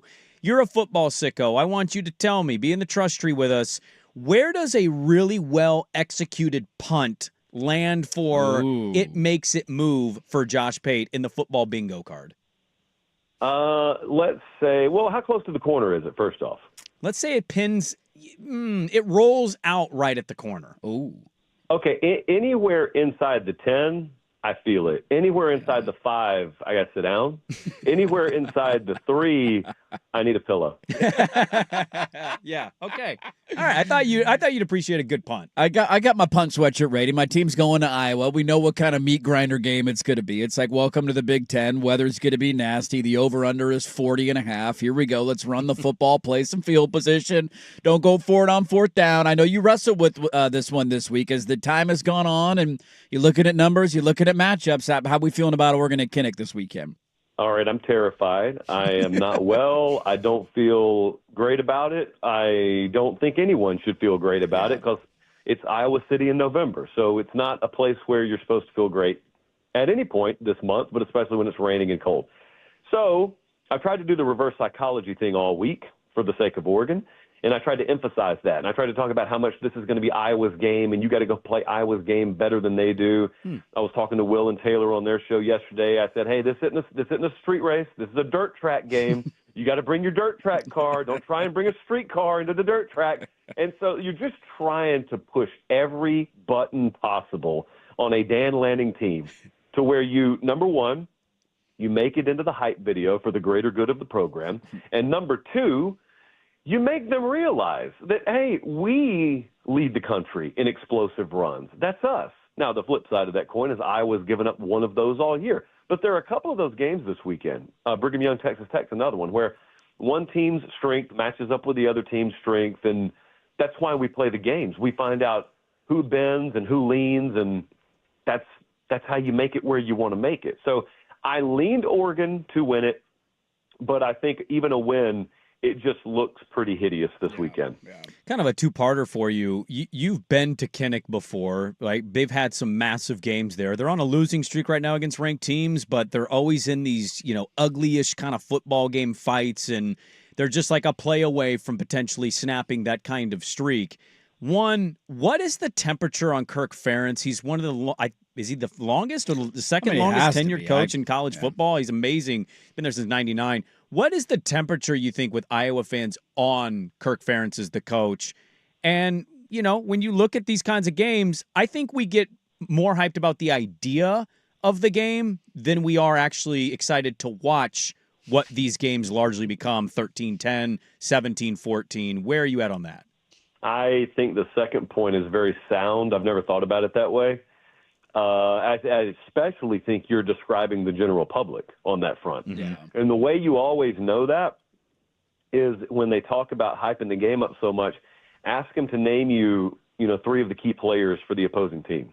And they can't, which makes you realize, wait, they haven't really broken the game down at all. They don't really know a whole lot about the opponent. They just kind of know in the abstract, it's Iowa. They play really good defense. It's Kinnick Stadium. That place is hard to play in. It's going to be raining and cold, which is fine because it is a TV product after all. As far as Ferentz, I think the exit door he would hit would just be retirement, and I wait for it every year. So I wonder, if they were to go out this year with a good win, like if they were to get some signature win like this would be, I wonder if he's kind of waiting on that, or I wonder if he doesn't think that way at all. But I've waited for the announcement every winter for the past 5 or so winters, and it hasn't come. I just kind of think they are what they are for the time being under him. Yeah, I feel like him and Kyle Whittingham are very similar in that regard of like, just it's only a matter of time. I'm not quite sure what they're waiting for, but it feels like every offseason we're on. Are they retiring watch? And it's not going to go away anytime soon. Now, you threw a grenade yesterday that I got to ask about because we know the coaching carousel has been chaos, and we've as a show have tried to lean more into like all of that stuff will settle itself. Let's talk more football. But when you throw a grenade like you threw, we got to follow up on it. Care to expand on the Lincoln Riley grenade that was dropped yesterday? Yeah, there's just some noise about Lincoln behind the scenes, and it's not anything I've talked to him about. I promise you that.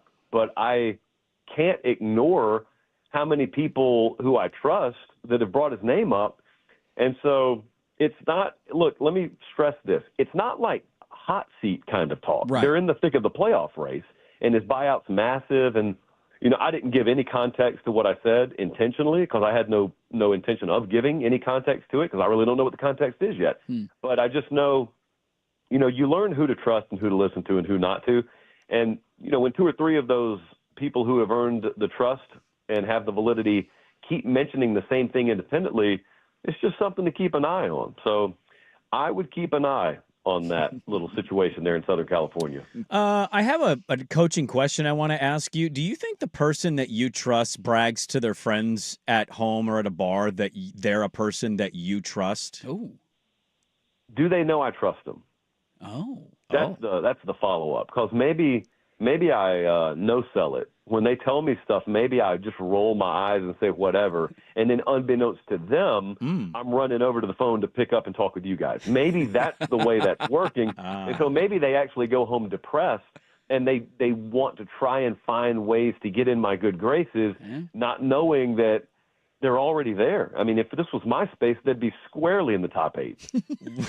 That is a phenomenal. Now I want to know what the cover song is, too, on top of that. That's a good poll. That's a good throwback poll. Top 8, friends. I'm going to give you 3 doors, okay? 3 doors. Let's play a coaching game with Josh Pate. I know Florida's looking for a coach, and Auburn's going to look for a coach. And, look, there's some big-time jobs out there, right? There's some real buzzy ones that Josh Pate's going to focus on. But Josh Pate has 3 doors he has to open. Behind door number 1, you got Go Beaver. Ed Orgeron begging for the Oregon State job. Behind door number 2, longtime successful Wisconsin coach who hasn't coached in a couple years, Paul Chryst, Steady Eddie. And door number 3, guy that nobody's heard of that very well could be a hit and it could be a miss. If you were to open the door for Oregon State, what door would Josh Pate open? Oh, wait, 3 is just a wild card door? Just a wild card door. It could be an assistant, an up-and-coming, the North Texas coach, is an FCS example, coach. FCS coach. Like, take the gamble of the next young, good guy that works his arse off. Okay, well, I just assumed that behind door 3 is the next Signetti, but 30 years younger. So I'm always going door 3. But I am very fascinated what would happen behind door 1. Door 2 doesn't do much for me, no offense.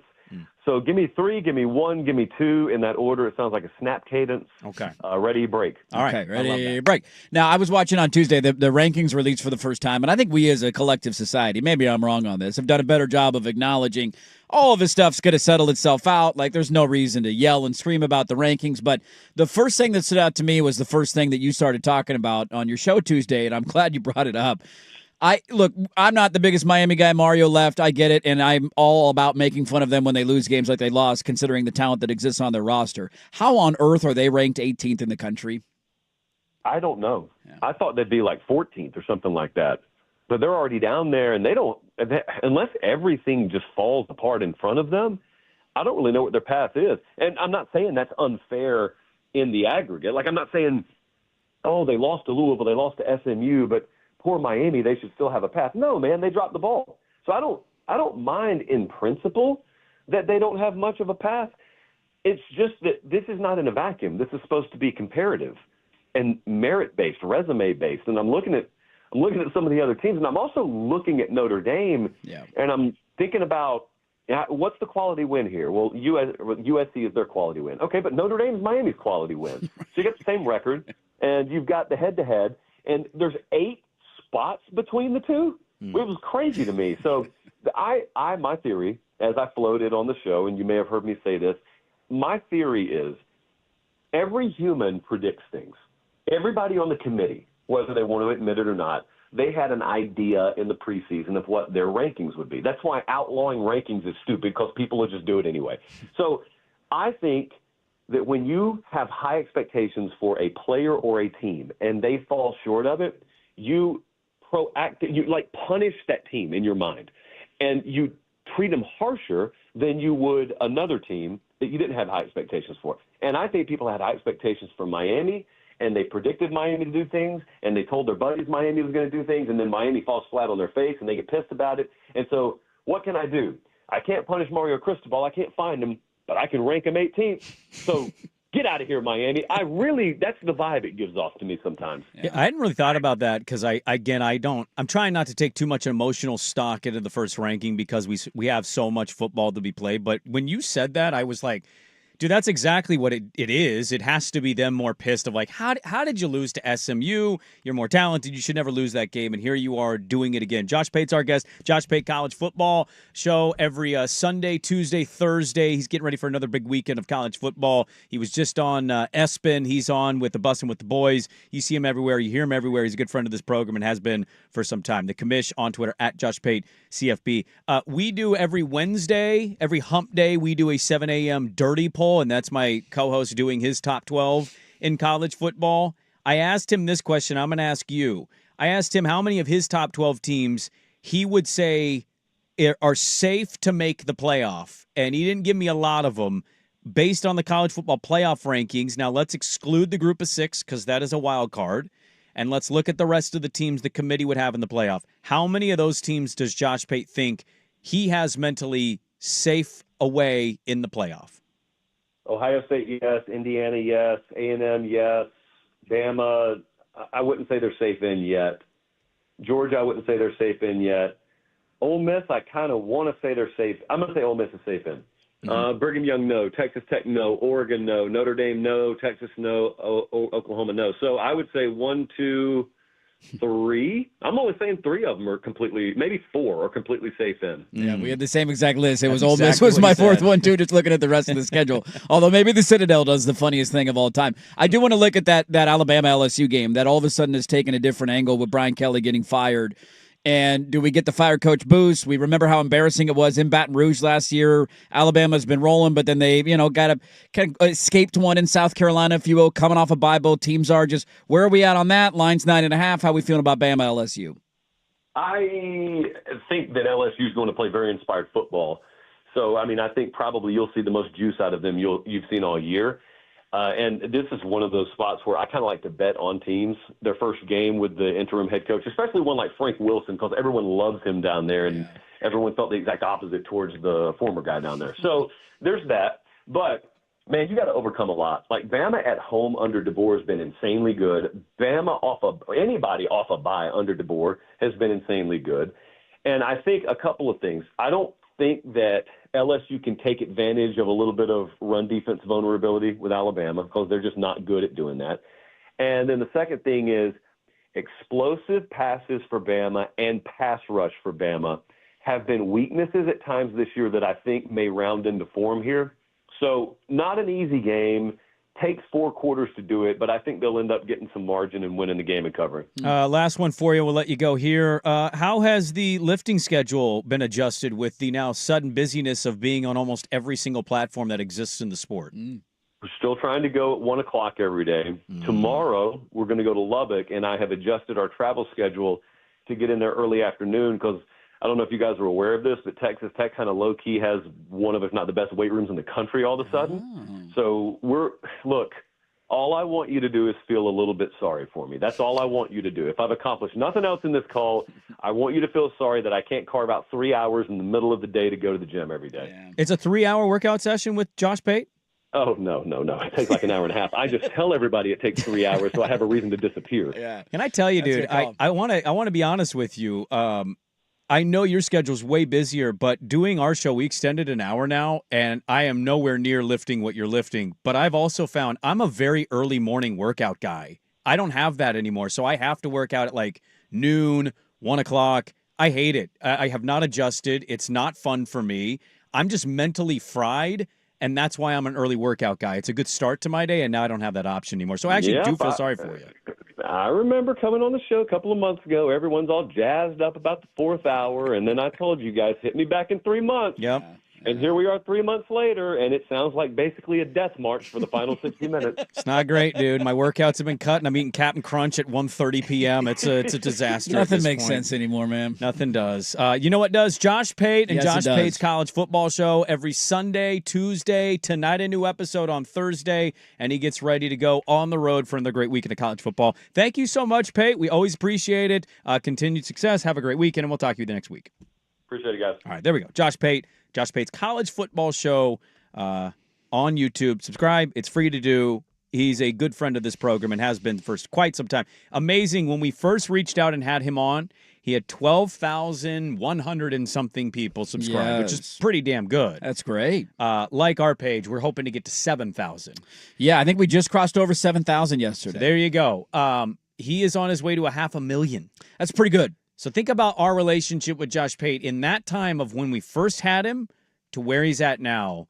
Anybody, you can grow too. You can maybe be Josh Pate. Can make it. Although he's pretty good at what he does. So. He's very good at what he does. He had a very passionate speech about Oregon on his show Tuesday about how the committee has wrongfully ranked them because they're not rightfully viewing. I don't know if any of that's right. Memory holing Penn State, yeah. and they're not getting any credit for that win. Right. And Penn State's crumbled, and it's killed Oregon's resume because that was supposed to be the game of their season. That was supposed to be the big win, and it has not turned out to be that way.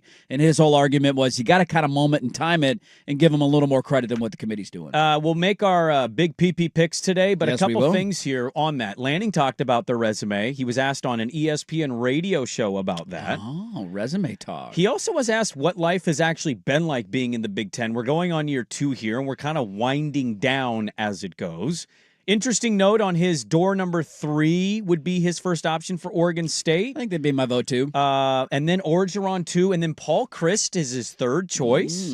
That's interesting to me. I want to talk Kirk Ferentz if we have time today. Got NFL. Is there a new Russell Wilson in our life? There's a lot to get to. Loaded third hour, Dirt and Sprague. Back with more on The Fan.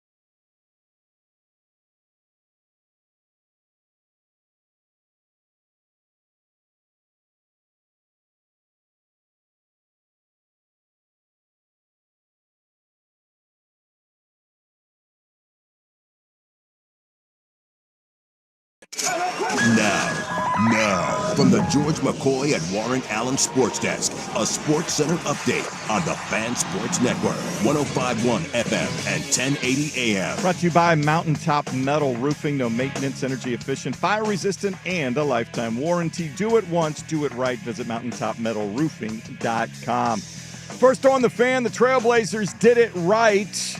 After the first quarter, they trailed OKC by 22 points and then started to actually make shots, shooting 81% in the fourth quarter, completing the comeback for a 121-119 win, handing OKC its first loss of the season. And now Portland heads out on a 5-game road trip beginning Saturday in Miami. Broncos looking to stay atop the AFC West. They are 7-2 entering tonight's grudge match against the Raiders. 5:15 kick on Prime Video. Denver 9.5-point favorites.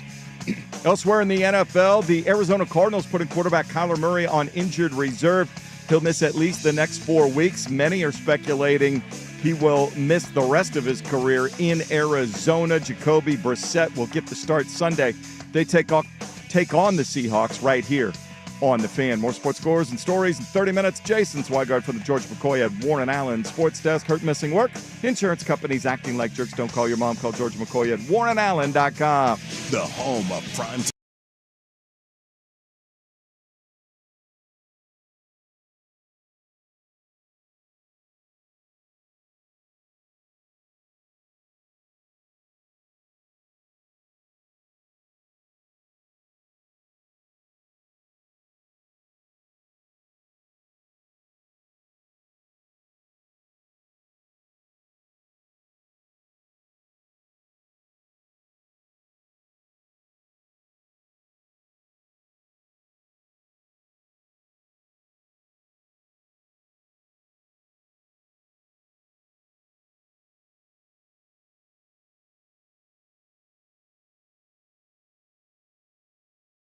Sports Network.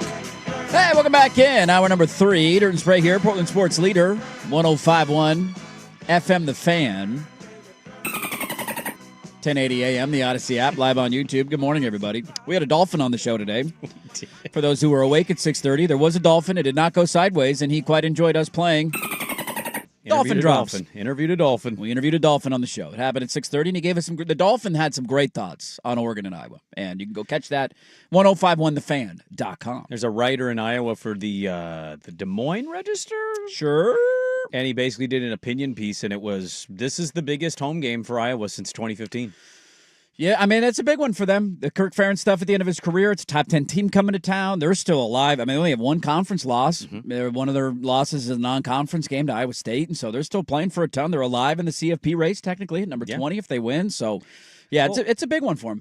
They had Indiana there a couple weeks back. They did. And I thought it was interesting that the opinion for this person, not that it's the right opinion, is that this is the biggest one in a decade. And Indiana was not Gary was a little wrong on that because he told us that Indiana they were not ranked number 2 when that game happened.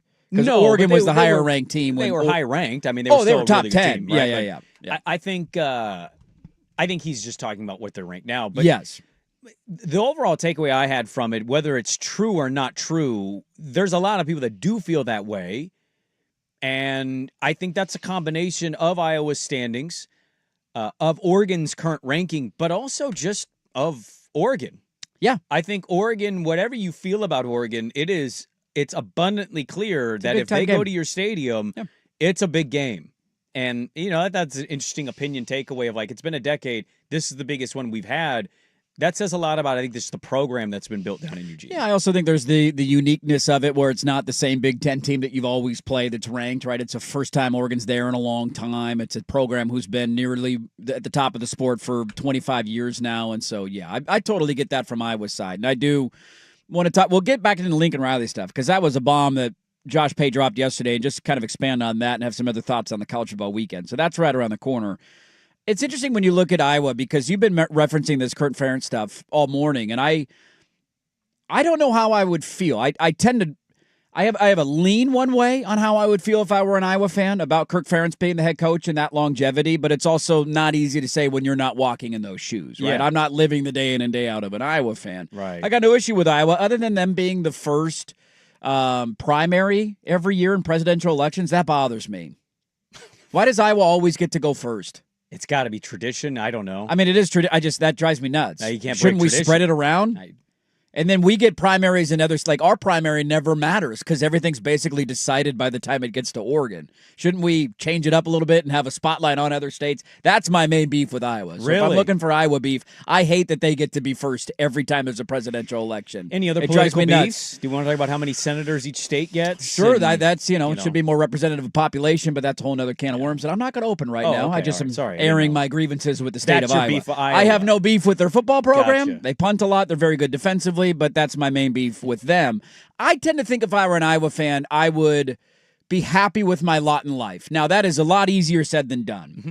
He has been there forever. Basically, their low water mark is 6-6, right? You got your ups and your downs, and he is the kind of coach that's not going to portal in a new roster every year and win 10, 11 games year in and year out. He's dabbling in it, but he can't do it the way not some quite others to that can, level, right? There's going to be a pop year where they win 10 or 11, and then you're assuming the next year you lose a bunch of guys to the NFL, and then you go down to 7 or 8 wins, and then you're back up to 9, 10, 11, and then you're back down to 7 or 8 wins, and it just kind of it ebbs and flows. I feel like throughout the course of his career, offensively, there would definitely be frustration as a fan. But I also look at the program and like, should you have higher expectations in that at Iowa? And they might win this weekend, and they might win who knows how the rest of the year is going to go. But I think if I were an Iowa fan, I'd be cool with Kirk Ferentz being my head coach because the unknown is a big uncertain of what's around the corner. Well, it's an absolute stable of consistency, right? Like, I think that's kind of my overall point. I'm not trying to crap on Kirk Ferentz. I don't want that to be the takeaway. I just kind of curious, and I think we all in this area, whether Oregon was playing or not, if we were said, hey, Kirk Ferentz, your thoughts, I think we'd all massively say the same thing, right? Hey, that's good for Iowa. That's a good coach for Iowa should be happy with their lot in life. Like, you look at the win-losses over the years for Kirk Ferentz. When he comes in there, they win one game, right? And it's like, oh, how about that? Yeah, he's got some 10-win seasons in there. He's got the 11-win season. He has the 12-win season in 2015. Yeah. I'm more curious how this is going to continue to evolve. I don't know if he retires this year or what, but he seems like he's knocking on the door every year. Well, he's close to 70 if he's not 70 already, right? So he's at that age. But, like, how is this going to evolve for him and them in this era of the Big Ten? Yeah. And this is kind of where I was thinking yesterday, listening to stuff of, I don't disagree that the expectations at Iowa should not be what they are at Penn State. You're not a national title contender. No. And I don't think anybody would ever have that takeaway. But they did also benefit from being in the crappiest of divisions in major college football for how long in the Big Ten? Without a doubt. The North-South or the Legends or the Legends and Leaders. Yeah, the losers and Legends is basically you how had it boiled Michigan, down. Ohio State, and Penn State all in the same division. Yeah, and Iowa, give them credit where credit is due. In their division, they were reigning supreme. Or they taken advantage of the seasons when they could. But he's 30-58 against AP top 25 teams when he played them. They're coming into this game 0 for their last 11 against ranked teams. And again, I think there's a little bit of truth in here of, I don't think Iowa could expect more. But also, are you just beating up Rutgers and Minnesota and Maryland and then never beating the good teams? Yeah. You know, he has some good seasons here. I'm not suggesting he can't and it's coach. not that he never has, because he has pulled off big upsets. But I see your point on the losing streak against ranked opponents. It would be frustrating. The article, if you look up like coaches' records in this conference, the article is labeled Kirk Ferentz most ranked wins of Big Ten coaches, and you're like, ooh, and then you dive in and you're like, oh, going into the year he's 30-56. Okay, yeah, he's been there a long time. You get well, four. But both crack, sides of yeah, that right. are true, right? Like he has the most wins because he's been there for a long time. Yes. Also very below 500 because he's been there for a long time. So. Yes. I'm more just kind of curious, is he a coach that your team goes against and you're scared of? I think at this time of year in the situation that they're in, I don't know if it's always the case with Iowa year in and year out, because that, again, is the reality. There's going to be ebbs and flows of them as a football program where you're going to have your highs and your lows, and some years they're 6-6 and you're not scared at all. Like, are you more nervous this year than you would have been last year if you're playing Iowa at the same time of the season? Because they were 8-5 last year, so they were technically a worse team. Probably. I also can't remember a lot of details of Iowa's team last year other than they punted a lot. Like, they're kind of the same team every year with slightly different versions of it, if you will. but their DNA traits have been the same for 20 years. I do feel like Pate's going to steal my thing of the idea of an Iowa game. Yes, it's great in theory. It's great on paper because it's usually a ranked matchup, but you don't enjoy watching the game. I mean, it's the equivalent for, you can make this argument in my face. I'm a big snow football guy. I love the aesthetic of it, and then you turn it on and you're like, all right, they can't really run. They can't really throw. But it looked pretty, though, man. There's snow on the ground. Snow angels. I'm sitting in my house all nice and warm and toasty on my couch watching some snow on the field, so that's kind of cool. So I don't remember all the details of Iowa last year, so it's hard to kind of project that. But I would say, yeah, like just knowing Iowa's DNA traits and how tough they are defensively and how they've been doing. The fascinating part about him, and it's funny when you listen to coaches and players who've been around a long time, like you could talk to somebody who coached and game planned against Kirk Ferentz in 2007 in 2003. Yeah. That would it's like, and then you game plan for them. It's literally the same thing. It's been the same team for 26 years. Yep. With slightly better offenses, slightly, it just kind of, again, ebbs and flows. That's what's most remarkable for me. He's never had to reinvent himself. And so many coaches have something that they lean on and then they kind of lose it. Like we just went through this with Gundy at Oklahoma State.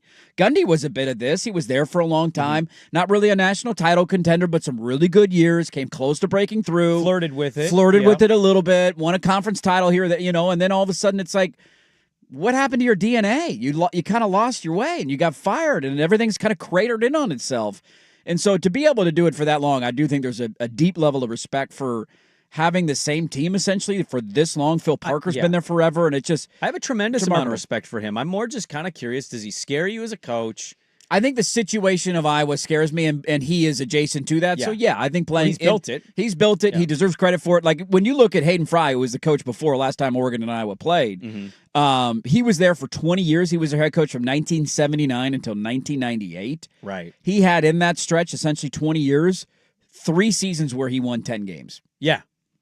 And Kirk Ferentz did it 3 years in a row from 2002 to 2004 within 5 years of taking over. It's very hard to comp. It's a little Steelers-esque, right? It's hard to comp when you have 2 guys for like 50 years. They have had 2 coaches since 1979. So there's a little bit of like, that's hard to comp even though. Yes. Because Hayden Fry didn't play in the losers division of the Big Ten. No, he did The leaders not. and the losers. That is a totally fair point about scheduling. But I'm not trying to take right, away. Totally again, fair. He took advantage of it, and his system is proven to have success. You have to admire whether you coach and you volunteer for your kids' team or you've been watching sports your whole life.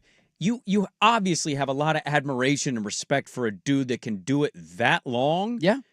At one place and not move around and not jump at the first chance to cut bait. But I also am like, where they're at right now is interesting. I'm looking forward to this game a lot, but 0 for your last 11 against ranked teams and very below 500 against ranked teams in general since 99. Are you just beating Rutgers a lot? And if you are, kudos to you, tip of the cap. I can't wait to see what Phil Parker and him are going to have planned up for Oregon in bad weather. It's funny, though, too, because even though they've gotten rid of divisions, now these bloated conferences are so big, you're still going to have years where you can catch, and we talked about this with Indiana last year. You didn't have to play. You avoid the big dogs. You avoid big dogs. Right. I mean, that's kind of look at Ohio State's conference schedule this year. They don't play Indiana, who's the number 2 team in the Big Ten. They don't play Oregon, who's currently the number 3 team in the Big Ten, or you tied for it, I guess, with Michigan. They have a down Penn State team now. You got Washington on the road. You got them early in the year. So that was, it's a challenging place to go play. But Washington is a they've lost a couple of conference games and it was off of a bye, and so you don't have to play USC. They didn't have to play Iowa this year. They do get Michigan at the end of the year, so everybody's going to benefit from it. Everybody's going to have their tough years scheduling wise. But I think the idea of being excited for an Iowa game and then turning it on and it being different is totally valid. And I know I'm in that way as a fan. Like I'm pumped for this game because I'm going to find out a lot about Oregon. We'll make our picks coming up in 30 minutes. But I acknowledge going in, this is going to it's going to be ugly. Well, I think your overall feelings, if you're a fan of Oregon and you're going into this game, you can have a lot of respect for Ferentz. Your overall feelings of Iowa, I think, will reflect of how does it feel to lose to them versus fill in the blank the other Big Ten teams. Yeah. Yeah, let's play a little bit of audio on the other side. Dan Lanning talked about the Big Ten and then also his resume this year. We'll get into the Lincoln Riley stuff. We got our Big Pack picks coming up at 8:45. I want to dive back into the NFL. We still got a ton to get to, man. And the Magic Hats coming up at the top of the hour. Back after this, 105.1 FM, The Fan.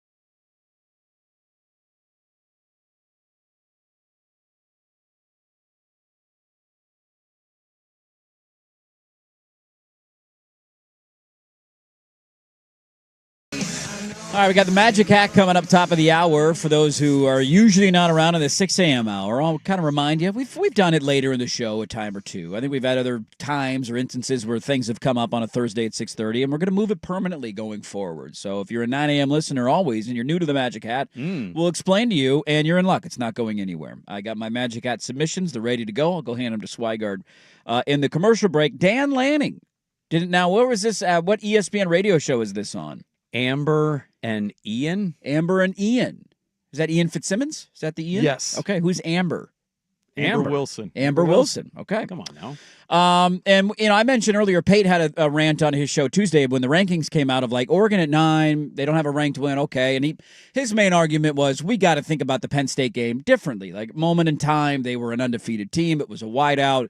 And part of the reason in his argument, now we'll never know this, it's nobody knows how a different alternate reality would have played out. But his argument essentially being that a reason why Penn State's in the spot they're in is because Oregon beat them in the way that they beat them, and they just couldn't recover from that. And so he thinks they're doing a little disservice to Oregon on their resume because of what's happened at Penn State. Dan Lanning was asked about this yesterday. Hey, how's your resume, Dan? Here's what he said. I get it. It's based off of, what a lot of teams probably felt preseason. Everyone thought that Penn State would be a highly ranked win for us, and I certainly think that Penn State was a capable team. Northwestern ended up being better than other people anticipated when you start looking at our schedule. But there's no secret that we played some really good teams these last 4 weeks. So Iowa, USC, Washington, and Minnesota are all tough teams. So it all takes care of itself. Just go win. And if you don't win, that's on you. So what do we have to do? We have to go win. And that's the right mentality. I said that yesterday when we were reacting because I know some Duck fans did see 9 and said how dare you? There's 6 in the AP. And I get it. I do think there's validity to them not giving enough credit for the win at Penn State. I do buy into that. But also 3 of your last 4 games are against ranked opponents. I also just a lot of people have kind of circled Oregon and said, how are they going to survive this? Look at the gauntlet. The November schedule's tough. I just hope we don't. If Oregon does run away, if they win out is the right phrase I'm looking for, I hope that we don't then change the phrasing of that. I have no clue if they're going to win this weekend.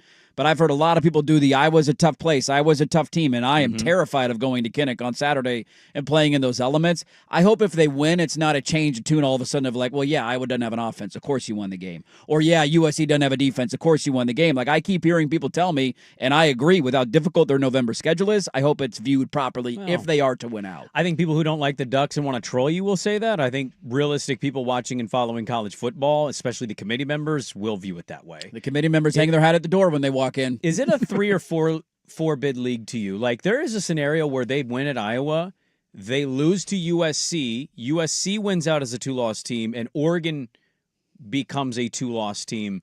Does the conference get a 4 bid? In my mind, in that scenario, Oregon would be in because they'd have a ranked win on the road at Iowa, and you're telling me the Washington game is likely a ranked win. So then your resume looks a lot better, and you would have a slip up to the number 2 team in the country and whatever USC would be ranked in that moment. So, I tend to think they'd be in, but also, to Dan Lanning's point, just win. Don't even worry about it, right? Yeah, go win your games, and who the hell cares, right? I don't care where you're seated and where you're ranked. You win out, you're in the college football playoff. He was also asked yesterday, now this was at his Wednesday press conference, he got a little spicy with the player. Did you see that? Dakota Fields entered the portal. Yeah, he was he just didn't show up for work. Just didn't. Guess what we're doing now, huh? Didn't even call. He was very nice about Florence entering the portal. He was. I think most coaches understand it. And those guys, Florence, have been around a while, and they have been surpassed by 3 freshmen on the depth chart. You have 2 true freshmen, one of them who's maybe the best corner you've had in a long time, Brandon Finney, and then the other one, Naeem Offer's been a little banged up, but when healthy is ahead of them. And then Ife Obadegwu, who's a redshirt freshman, and those are your starting corners right now. So it's guys who are looking at the depth chart saying, I'm not going to play, I'm out of here. They like to recruit certain people of a certain character. And my takeaway hearing the way he talked about that kid, never say never, but I wouldn't expect him to be a Dante Moore guy who was recruited. No, you're not coming back. Hey, That you door's can shut. come back. I think that door's shut. That door is absolutely shut. But he was asked yesterday, too, about just the Big Ten. You're playing in all these Big Ten environments. Is this the most traditional Big Ten game you're playing? Here he is on the conference. I don't know. I mean, this league's it's got more variety than people realize, so every week's a little bit different.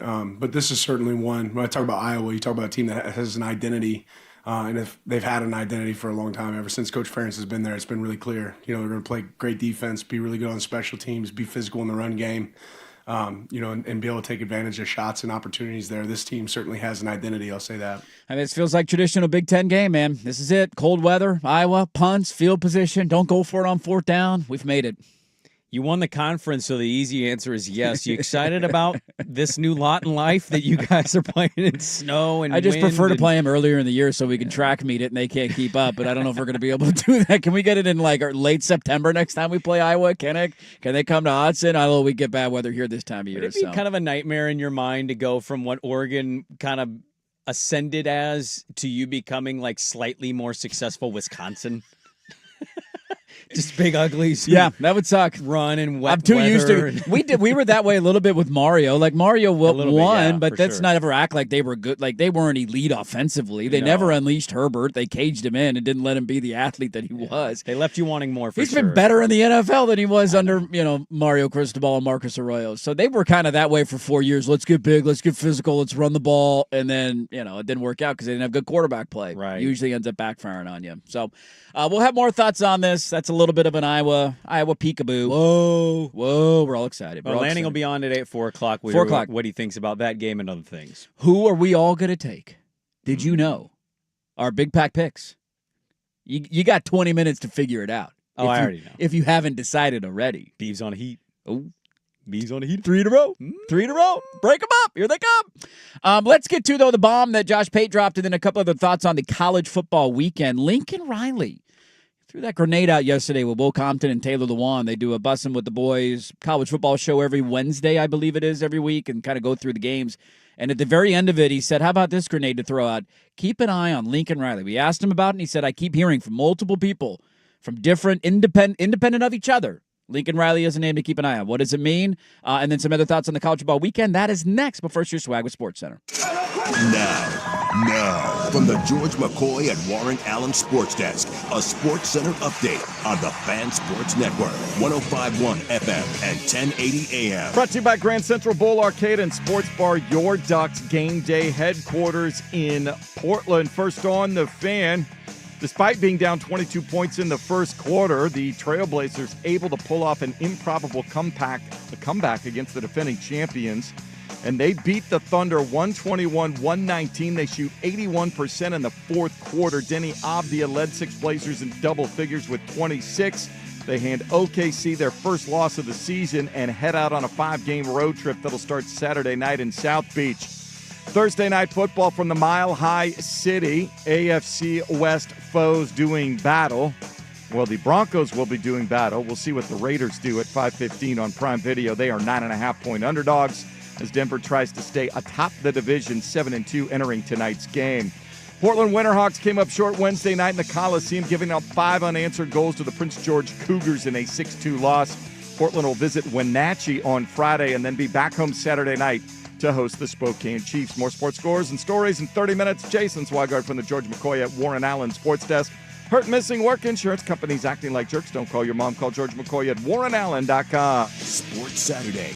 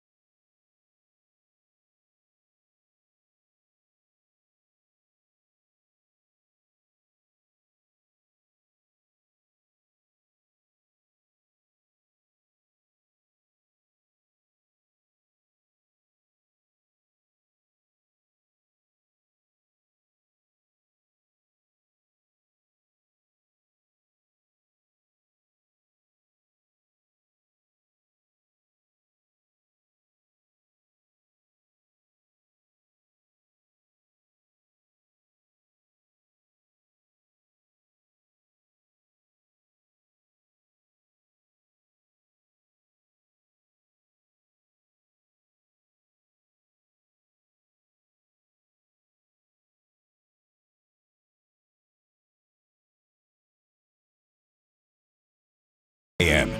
All right, Big Pack Picks coming up a little over 10 minutes from now. Magic Hat, top of the hour. We'll get into Thursday Night Football a little bit. Broncos and Raiders, AFC West showdown. I want you to try to close the show. I want you to rank the top 5. Well, this is tough because Franklin got fired. He did. Who are your top 3 coaches in the Big Ten that would piss you off if they beat you? Oh. Is Kirk Ferentz in a list? Let me think. Let me think. About let me noodle. I'm going to noodle on that bad boy. Okay. One of them who would really piss me off, who might not be in the Big Ten very longer, is Lincoln Riley.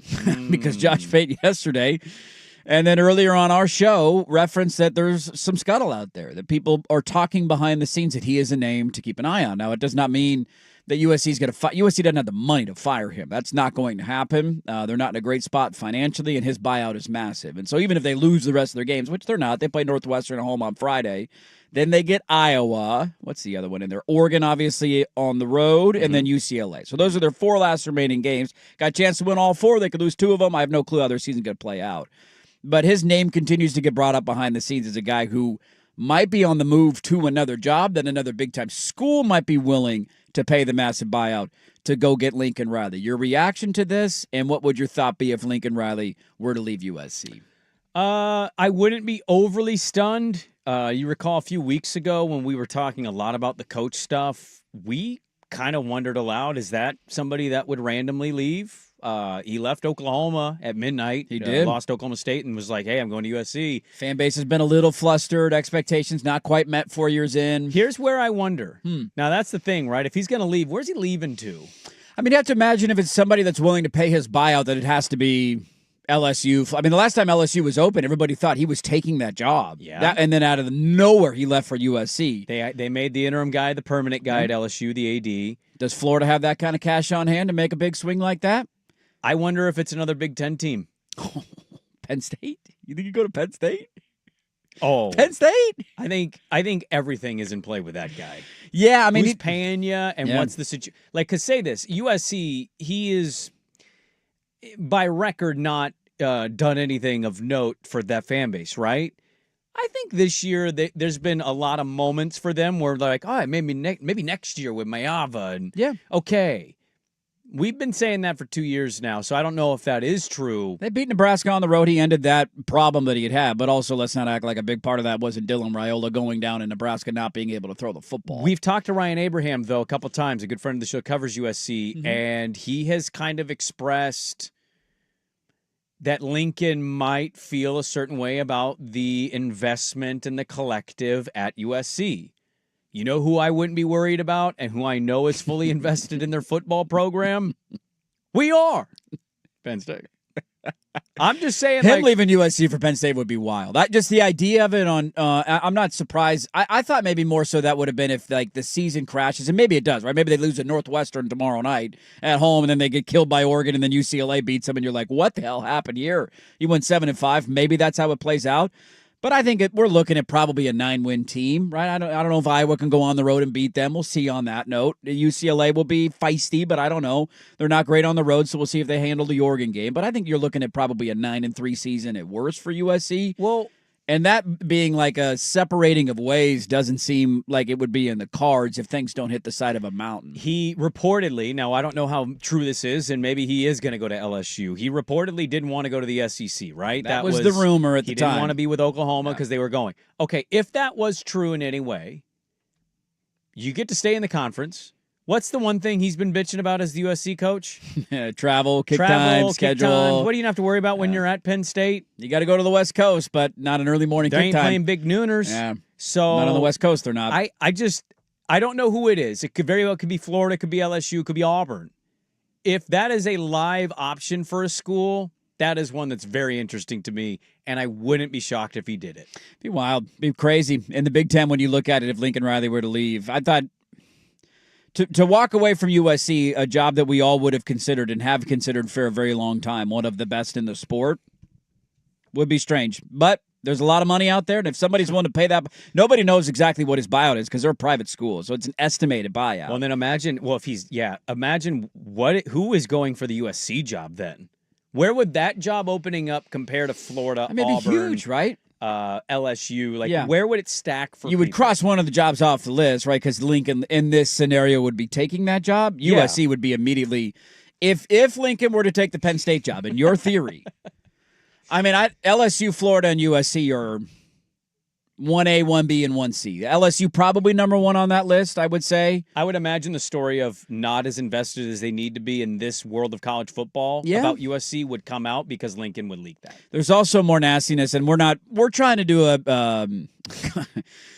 We're trying to be cognizant of talking more about football than we are job openings every day because it's just like an as the world turns soap opera. But on that note, the latest events out of LSU were hilarious. They promoted the interim president, and then they said something about the athletic director, and then they came back and were like, well, no, actually, no, that's not going to happen. They're like walking stuff back a day after announcing something. So they're not still aligned behind the scenes, and that's going to create a problem. So this interim guy, before he was named the official, I had read that they were going to let the interim guy make the hire. This was the day after they said the committee was, and the committee was like, what? And then the interim guy was going to make the hire, and then they were like, well, now we don't know if the interim guy's going to... It just... Yeah, things are going swimmingly. Do you think John Morant's going to get traded? Yeah, that's exactly what it is. Let me throw a couple games at you quickly, and we'll get to our big pack picks in a second. A few games that we might not talk a ton about tomorrow because it is a big Oregon, Iowa weekend, and some other ones that we're going to keep an eye on. LSU, Bama, do anything for you on the upset meter? 1 out of 10 scale? Yeah. It should. They have talent to do it. I definitely think there's a world where Brian Kelly's not your coach and you feel a lot better about your life.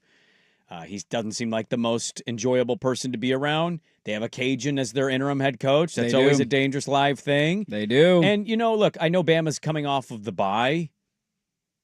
There's definitely a world where they come in a little sluggish and sleepy and, oh, my God, LSU is up 14-0.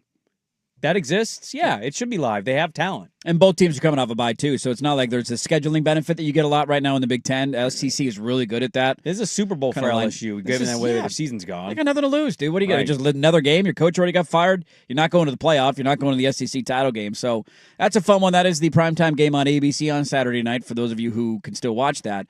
Texas A&M, speaking of the SEC, on the road at Missouri. Only a 6.5-point line in that game. Missouri starting quarterbacks out for the rest of the year, or at least for the foreseeable future. I think we're all kind of waiting for A&M to look mortal, and it's not like they've blown everybody out. Like, I do think it's important to take a look back at their resume and say, well, they gave up 42 and damn near blew it to Arkansas. They were in a dogfight at home against Auburn and only won 16-10, and their offense really struggled. And then, the Notre Dame game was a great game. They also had a 4th down conversion late in that game to win it. So they have been escaping in certain times, and now they go on the road to a feisty Missouri team this weekend. Yeah, the only thing is, which of the 3 undefeateds at the top do you think is the most likely to suffer a loss? Is it Ohio State, Indiana, or them? I would say right now, because I've been whiffing on A&M, and I feel like I thinking they're going to lose. Well, and then they've had some close, nail-biting games. Yeah. The Notre Dame game obviously comes to your mind. I think it was Arkansas. Yeah, Arkansas was 45-42. Yeah, the last-second field goal. So, there's certainly some stuff about them that's shown they might be vulnerable to that loss, but then they do last week in what they did, and you're like, oh, my God. Is this team a lot better than I thought they were? Well, I give them a lot of respect, but they feel like of the 3. Can I give you a hot take on who I think is most likely to lose? Maybe people disagree with this. There's just something in my head until I see them beat them. You know who's got to go on the road in the rivalry game at the end of the year? Ohio State. 4 in a row. I know, and last year we would have said Michigan no way. couldn't throw a forward pass last year, and they beat them in Columbus.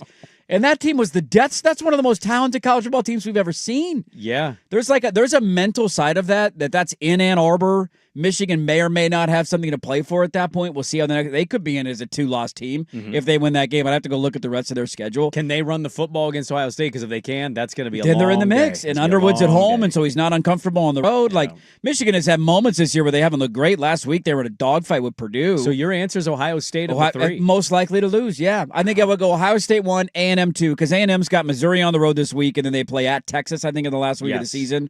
So I'd put, and the Indiana, I would be shocked if Indiana were to lose a game. Yeah. They just seem like a wagon. Their remaining games, they're at Penn State this weekend. Mm-hmm. That's a win. Right? They're handling their business. Wisconsin at home and at Purdue. Those are their final 3 games. They're 9-0. Yeah. So, be interesting. And then if Ohio State were to lose that game and Oregon and Michigan were to win out, let's have fun deciding that tiebreaker scenario. Isn't it like common opponent? I'm going to disagree with Michigan you. and Ohio State didn't play Indiana, so that would be Oregon's only loss in that scenario. We need an email for that one. We need. I'm going to say A&M. Give me the format. Oh, A&M, Most Ohio likely to lose? State, and then Indiana, because I think Indiana's schedule just sets it up for them. Yeah. So we'll see a couple of big games in the SEC this weekend. Chaos is continuing to unfold. It's not quite a full 2007 season, but we're knocking on the door a little bit. A few more top 10 upsets this weekend. We could get a little bit closer. Magic Hat coming up at 9 o'clock. We'll dive into some NFL stuff. But next, it is time. Our official, award-winning Big Pack picks. How did we do last week? Only picking one game. How are we going to do this week? We'll find out next. 105.1 FM, The Fan.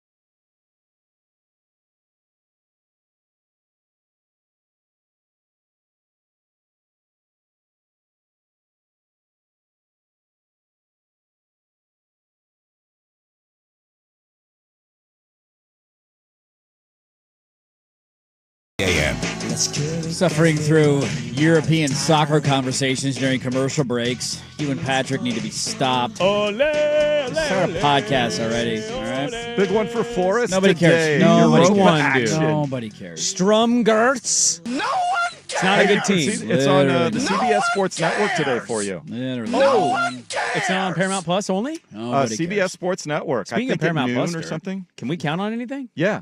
Dirt, can we count on What anything? can you count on? What can you count on? I can count on you pissing me off with your nonsense soccer hogwash BS.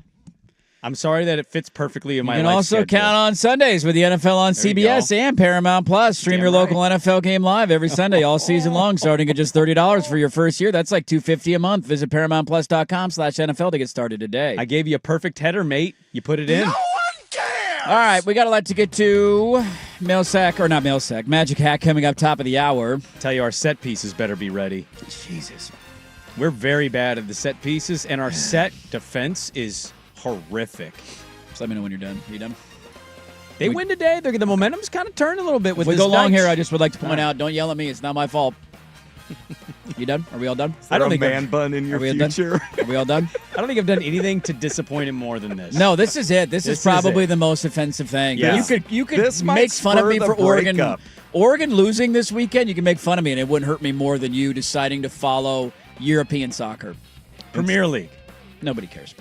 All right, Bill. Here we go. Big PP picks. Here's how we did last week. I lost. You guys won. I took the Cougs. What was I thinking? I should have known the Beavs have the Cougs number.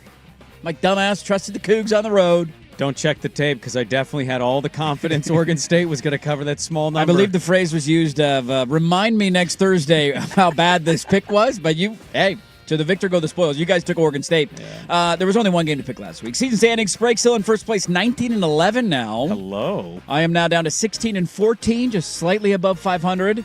Swag climbing his way out of the cellar, 13-17 on the year. There we go. Here we go. We go in chronological order of games, and that means, ladies and gentlemen, the first game up on the weekend is 12:30 right here on the Fan.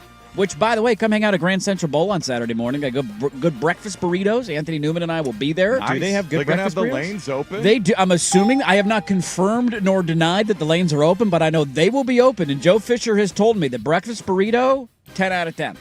So I'm going to be getting one of them while I'm there, There you and go. we'll be talking Oregon and Iowa. The game will kick off at 12:30.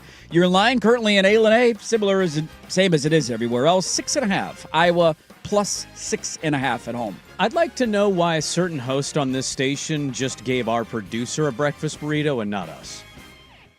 Ooh, controversial. Oh, yeah. Real problems with it. Are we talking about who I think we're talking about? Yeah. Huh. All right, I'm going to remember that. Yeah. Well, I'm going so, well, he's filling in. Oh, Mike. I was listening to the boys. And he's doing his pilot's game notes during our show. We're not affected. Do I not like breakfast burritos? I mean, what the hell? I don't even know he's in there half the time. He's leaning over doing stuff for the pilots. I'm looking over. He's disappeared. He's doing pilot game. He's got 8 jobs going on at the same time. None of it's our fault. We're impacted. I want a burrito. Give me Oregon. Okay. Oregon covering the number. Look, I do think it's going to get ugly, but I think this is going to be in that 26 to 13 range. Okay. I like the randomness of that. Field goals, dude. Field goals, safeties, bro. or a safety mix Punts. in there? Just threes? Are we going by threes? A lot of threes? Yeah, I don't know how we're going to get there, but we're going to One get there. touchdown and like 7 field goals? Is that what we're doing here? Yeah, okay. I can see that. All right. I don't think so. I think Oregon's going to. I think God, they here we are go. going to go on long, sustained drives. Jackasses come out with your stupid soccer talk, and now you're going to do this? And they can cover. Yeah, of they can course, cover yeah. less Gonna than a blow 'em out, touchdown. right? Yeah, why not? I think Sadiq is going to be huge in this game because they can throw 3- and 4-yard quick routes to him, but he can drag a couple of guys and turn them into 7, and he might even break one at some point. Today I'm laying the big wood. That's what that sounded like to me. You guys better not lose that game. That's easy. Easy money at Iowa. I mean, you know where I'm going. They got 4 touchdown passes on the year. Give me the Ducks. Have you ever not picked them this season? Yeah, I didn't pick them against Rutgers, and they won by 70. That's right. Yeah, it was a big spread. Wasn't it 17? I think it was a little bit more than that, but maybe not. Their biggest spread was the 30 burger. Wisconsin. They've been the Wisconsin spread was big. Yeah, we all took them to cover. I think Wisconsin. Rutgers was like 17.5. Yeah, flying 3,000 miles away, tough loss. I thought, you might be able to have a little hangover there, and it was 49-0 at halftime. Next up will be 1:30 on the Big Ten Network. Both teams coming off a bye, same as Oregon and Iowa, and that is Washington going on the road to Wisconsin. Sounds like weather will play a part in this game as well. And again, 1:30 kick on the Big Ten Network. Wisconsin catching 10.5. Wisconsin plus 10.5 at home. I'm taking the Badgers plus the 10.5. I don't love it. I don't like it at all. I hate that team. But bad weather, Huskies road versus Huskies home. Yeah, different thing. If DeMond can't quite get it going through the air, gonna be a big. Can we lean on Coleman game? Ugly, I think the Huskies get it, but I could see a little bit of a motivated. Wisconsin just played Oregon very tough. They did. Yeah. Their defense isn't the worst. I'll take the points. I'll take Wisconsin plus 10.5. Okay. Yeah, 10.5. Yeah. And the Huskies have just gotten off the horrible starts on the road. They cannot find their rhythm on the road at all. 20-0 to Maryland. Could you guys see a shirtless Wisconsin fan base in the stands up like 10? Are they packing that place? You think it's going to be a good atmosphere? No, I'm talking about the students. Sure. The shirtless thing Yeah, going on. I think that's with part of the losers. difficulty of playing. I guess Maryland doesn't have a very tough place to play, and Washington was bad there, but that's the other part of it for me is like how tough will the environment be You get the weather and outside the of the weather. environment, and I think Wisconsin can shorten the game. The Huskies, front seven isn't truly imposing if they can grind it out a little bit, shorten the game, keep it close. Yeah, I'll take those 10.5 points. I don't like that I'm doing it. I don't know if Wisconsin can score on anybody. I know they got the garbage time late touchdown against Oregon on an underthrown deep ball into the wind. That was the only reason they scored in that game. Until halfway through the fourth quarter, they completed one pass. Like, if I'm looking for a weakness on Washington, it's unquestionably, in my mind, their defense. It hasn't been as bad as some maybe thought at times this year. But that's like, if you're going to capitalize on them, that's the area that you need to be able to take advantage of. And I don't know if Wisconsin can score on anybody. And so in bad elements as well, like you tell me it's low scoring, that's fine. This game's going to be 17-0. I don't know if Washington will light them up, again, because of the elements, but I'm going to take the Huskies to cover that number on the road. Last but not least, the game everybody is eagerly awaiting. 7 o'clock kick on the CW. 7:15? 7 o'clock? I think 7:15. 7:15, oddly specific. This is very awful, and I'm not going to be very invested in this one. No, it's not a great game. Sam Houston State is winless, and they are in Corvallis, and the Beavers, your Beavers, are favored by 20 points. Yeah, give me the Beavs. Don't care who plays quarterback. Doesn't matter. Sam Houston is maybe the worst team in all of college football. Them and UMass. It's them or the Minutemen. Yeah. Yeah. Anytime you're in contention with the Minutemen, Beav's going to run know, wild. It's not great. Yeah, they'll cover. Yeah. What's the weather like in Corvallis on Saturday night? I think You it's tell supposed me, to be weather okay. boy. It might be chilly, but I think it'll be okay. I do think we're supposed to be dry now for a while. Are we? Yeah, I think after today it's supposed to be dry for a couple days till Monday, Give me maybe. a score prediction. 34-7. That's a cover. They call that a cover. I call that a dominating cover. They lost to UNLV 38-21, 37-20 to Hawaii, 55-0 to Texas. New Mexico State got them 37-10. They damn near pulled off an upset against Jacksonville State. They throw the records out when those two teams play. Can't forget that one. Their last game, though, was at Louisiana Tech, and they lost 55-14. Now, I don't know if you're going to beat them 55-14, but I imagine the talent is not that different between Louisiana Tech and Oregon State is the bet here, minus 20. Give me the Beavs to cover the number. There you go. Big Pack Picks every Thursday, usually at 8:45. Can you believe we got to a point where we all just took Oregon State minus 20? I don't know if it's as much about Oregon State as it is who they're playing this weekend. Yeah, it's kind of wild to still say it out loud, though. Beavs minus the 20. Last time they were a Big Wood dog or a Big Wood favorite, they I want to say were losing or tied at the half against Lafayette. What was the score at halftime? They were losing. Game? They were losing They were at halftime, down right? 1. And then they blew them out in the second half, and they covered the number. They found the can to open open up. Oh my up God, in are the they going to second lose half. to Lafayette at home? That was like 2 weeks ago, dude. That's not that far on the rearview mirror. Give me the 20. Well, I'll take the 20. There you go. Big Pack Picks. We'll see how we do, and we'll recap them and make our picks for next week's game next Thursday. Let's start the final hour with the Magic Hat. We'll explain if you're new to it, and excited for it. We got some football stuff to get to in the NFL. In the final hour, we're back after this. 105.1 FM, The Fan.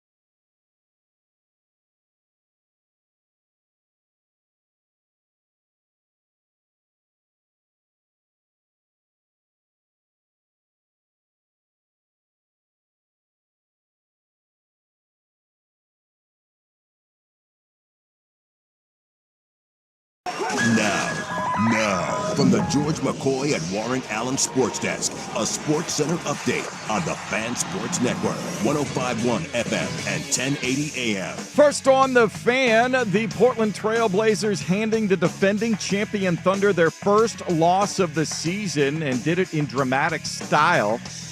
They were behind 22 points in the first quarter, then started to find their shooting legs. Fourth quarter, they go 13 of 16 for 81% and get the 121-119 win. Denny Avdia with 26 led 6 Blazers in double figures. Portland now hits the road for the next 5 games starting Saturday in Miami. Thursday night football from the Mile High City. A couple of rivals going at it. Raiders and Broncos, 5:15 on Prime Video. Denver 9.5-point favorites looking to stay atop the division. They are 7-2 entering this game. Elsewhere in the NFL, Cardinals putting quarterback Kyler Murray on the injured reserve list. He will miss at least the next 4 games. Many speculate he's taking his last snap with Arizona. Jacoby Brissett will get the start against the Seahawks. You'll hear that right here on the Fan this Sunday. More sports scores and stories in 30 minutes. Jason Swigart from the George McCoy at Warren Allen Sports Desk. Hurt, missing work, insurance companies acting like jerks. Don't call your mom. Call George McCoy at warrenallen.com. The home of the firm of Harris and Meringue. Weekdays 10 to 1. The Fan Sports Network, 105.1 FM and 1080 AM. All right, let's get to the Magic Hat. It's the Magic Hat. Yeah, baby! That's what I've been waiting for! Bring it on. Basically, a bunch of topics, and we have no idea where the sports gods want us to go. Okay. Until Swag pulls it out of his magic hat. Hocus pocus, where are you? Now you see me. Now you don't. It's magic. It's simply what it is. It's magic. We don't know what's going to come out of this hat. Where is that rabbit? Abracadabra, MFers. Let's do the magic hat. The only thing this hat's good for is the trash can. Hey, let's do this. Final hour, Dirt and Sprague, Portland Sports Leader, 105.1 FM, The Fan, 1080 AM, the Odyssey app, live on YouTube. Good morning, everybody. Hope your Thursdays are off to a great start. If you're new to the Magic Hat, hello, welcome. Welcome into the Magic Hat. Everybody is welcome to listen to the Magic Hat. Swag gets the jiggle of the hat ready to go. We still need to go to a magic shop and buy a top hat. That's the next He step swore he was going to do it. in the evolution. We need where the Lady Swag doesn't have a costume hat laying around somewhere. She does not. Okay, well, that's the next evolution of the Magic Hat. For those who are uncertain or new and don't know how it works, we're also changing it up. So let me describe it in its new life form today. Similar to how we twisted Stat or Story many months ago or years ago or whenever the hell we did that.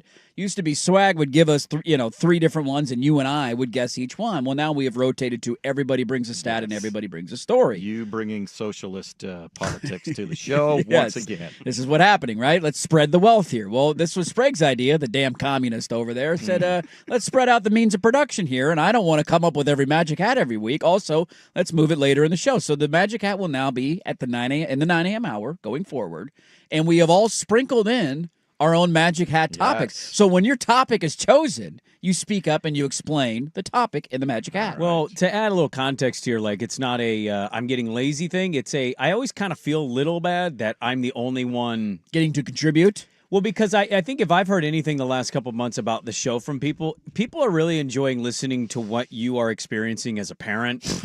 One, because of who you are, and two, it's like, oh, yeah, you're just learning that part, huh? Yeah, that'll be fun. We're pretty close to a cadence now at home. What do you mean? Like Blue 32, Hot Hike. We're close. It's what happens when you're on daycare duty. I mean, just when I'm babysitting, this is what we're going to do. We're putting on a Niner helmet, and we're working on our cadence here. Hike! You get some of those. He gets all excited. Get him like to do the little leg lift, the clap. You gotta clap it. No, we do old fat. We're under center. Okay, we run the I formation in the Johnson household. Okay, we're running the rock. But there are also there's a million things in my notes that are never like full topic worthy. Yeah, that you just kind of save and you're like that'd be kind of funny to talk about. It's like either I could save that for a update or maybe it's something. So I'm going to throw a lot of that into the Magic Hat. So what do we have today, Swag? All right, first up, dead money. Hey, I get to go first today. I love it. Dead money.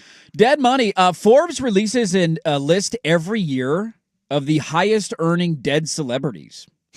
Like how much their state still makes? How much they're still making. Yeah, how much they still Do pull you in. care to guess the highest earning dead celebrity of last year? I automatically want to go with Michael Jackson. Okay. Yeah, that's pretty good. But also, this time of year makes me think, how much does old Blue Eyes bring in? How much did he own and control? That's a good follow-up because I don't know what maybe he sold right his masters right. Did the record labels own all of it and he just got a penny of it? He didn't write a lot of his songs. He performed them, but the money, the residual, the royalty money is in writing the song. Can you give us the entertainment category? It is music. It is a musician. I think you're right. It's Michael or Elvis, right? Yeah. I'm going to go Michael. Michael is the highest earning dead celebrity. Yeah. $105 million he made last year. Which, by the way, they just announced a biopic, whichever way you want to go. Yeah, And I haven't watched the trailer, but I saw the trailers out. Are they going to get to everything in there? Are we getting all of it? Allegedly? Because is it a biopic if we don't get to all of it? Who was underwriting Is it? it real? That's the question. Now you're just Rudy. Now you weren't carried off the field. I'm not believing anything here anymore. Well, I forget the guy's name, but he's one of the best filmmakers. He, the guy who made the OJ ESPN one. Yeah. That won awards. Sure. He spent years of his life making a Prince one. And it was set to release, and then Prince's estate came out and basically railroaded it. Said no. Because there's it's the full, depiction of his life. And like any other human, there's some bad in there. stuff in there, man. That's the whole point of the movie. How Prince died is, Not the great. usage. And sure. So some of that was going to be in it, and the estate basically said, nope. Yeah. And he spent all those years making it, and it'll never get released. The guy that's doing the Michael one, I think, was the guy who made Bohemian Rhapsody. So he's got I never saw that movie, so I can't speak to it. It was fine. I like the actor. I like the guy that Rami played. Malek? Yeah, Rami Malek. By the way, just quickly, and then we can move on to the next Magic Hat. I would have never guessed Dr. Seuss, number 2 on this list, made $85 million last year. Well, he has the movies for the holidays. Oh, I know. Yeah. Just never one that I would have contemplated. And then you see it and you're like, yeah, Yeah. for that reason, it makes sense. How much did he make? $85 million. Did he ever make that much while he was alive? No chance. Richard Wright and Syd Barrett of Pink Floyd are number 3 on this list. There you go. Number 4 is Notorious B.I.G. made $80 million last year. Baby. Miles Davis, then there's a big drop-off. Miles Davis was 6th at $21 million. Elvis 7th at $17 million. Jimmy Buffett, who just died, $14 million. And that way, let me get you the rest of your top 10. Bob Marley at $13 million, and then John Lennon made $12 million. Those are your highest earning dead celebrities. Miles Davis was cool. He pissed his pants. Exactly. Okay. Could also play a mean trumpet. Yes, he could. I don't think he got that at all. No. Nope. Right over the head. Why would you put it there? And this is mine. Some of these I have to remember, like, was that mine? No, that's not mine. Well, I wrote it down to make sure, like, Yeah. I don't. So this is interesting. I didn't watch this because I don't have a TikTok. I'm not on social media. There was a person that caught wind of a famous thing that happens in Australia. Now, look, I hope some Aussies set the record straight, but some did chime in, and they're right now. It's an interesting look of them. Australians are admitting that after they wake up, they take their pajamas off. And I don't know what you guys do with your PJs. What are you naked? Do you have wear basketball PJs? shorts? Do you sleep in PJs? Well, like Just whatever you wear. sleep in? Yeah, Okay. not like customary pajamas, just whatever your PJs, quote unquote, are. Sure. The Australians are admitting that they place their PJs under their pillows. Where do you put your pajamas, and do you wash your pajamas, or do you multi-use your pajamas? I don't wear pajamas. I sleep in Tommy John sleep shorts, which are essentially bigger versions of boxers. Yeah. Okay. So they're like a hybrid between a basketball short and a boxer. Sounds like running shorts to me. They're kind of, but they're very Tight they're not tight. They're loose fitting, but the fabric is very soft and Okay. feathery and delightful. And when I wake up in the morning, I leave them on the floor in the bathroom as I get dressed to leave for work. Well, do you put them back, or you just? I pick mean, I them off the have floor and like put them back 7 on? pairs. I don't wear them twice. They go in the laundry bin when I get home, and then I wear a new So a you new pair. never re-wear Never. shorts, Dude, if I to wear sleep. a sweatshirt for 4 hours, I put it in the laundry bin. I'm weird OCD with clothes. What about pants? Pants, same thing. These pants, I'm gonna wear them today. They'll be in the laundry bin. And one day use, then you get washed. Swag, where are you at on what you wear to sleep? It's workout shorts. Of some sort. And depending on how cold it is, maybe a t-shirt. But that's. Oh, you sleep in a t-shirt sometimes, huh? If it's cold. Are you shirtless? Always. Always. Always. Oh yeah. Yeah. I'm weather dependent as well. I'm hot. I'm big. And then I've got a whole. No, I don't. You don't re-wear? maybe every once in a while, maybe 2 wears. I dabble.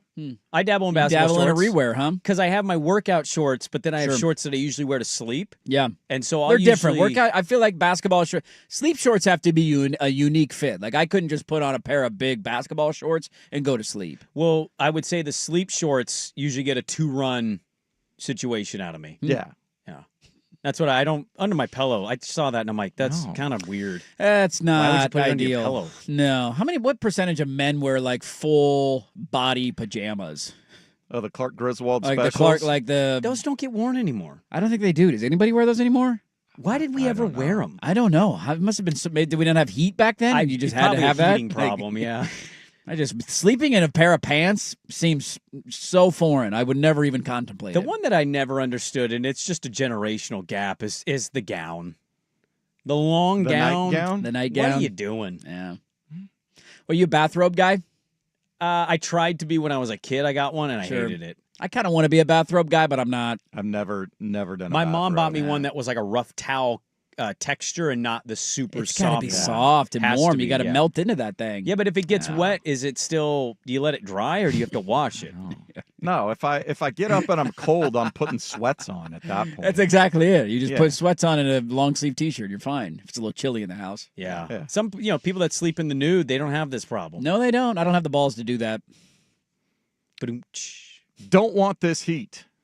Did you guys see this morning? Overnight. Is this a swag Oh, edition? I did see this. This is it's not like a topic itself, but it's very Magic Hat worthy. Oh, It's what kind do of we- crazy. So the Blazers start their road trip Saturday at the Miami Heat. Yes, they Miami do. Heat head coach, University of Portland alumni. yes. Pilot legend. Oregonian. Eric Spoelstra. His house was a 2-alarm fire. What? Engulfed fully in engulfed. flames down During the game? overnight last Overnight? night. Was he in the house? Nobody was hurt. No. It had been undergoing renovations for quite some time. So I don't know if he was there, but some neighbors said that he had a party out there in the backyard or something recently. Okay. Don't know if he and the family were staying there, but he got divorced. Oh, he did? well, I think that's part of the any party. family. Oh, I part don't of the know. party. He's the Miami Heat coach. He's having a good time. He's enjoying living life in Miami.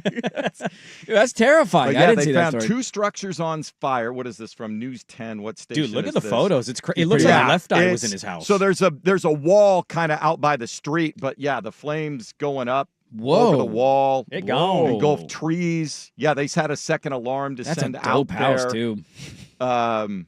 So yeah, I just what do we? That's interesting. What would we do if that happened to one of us?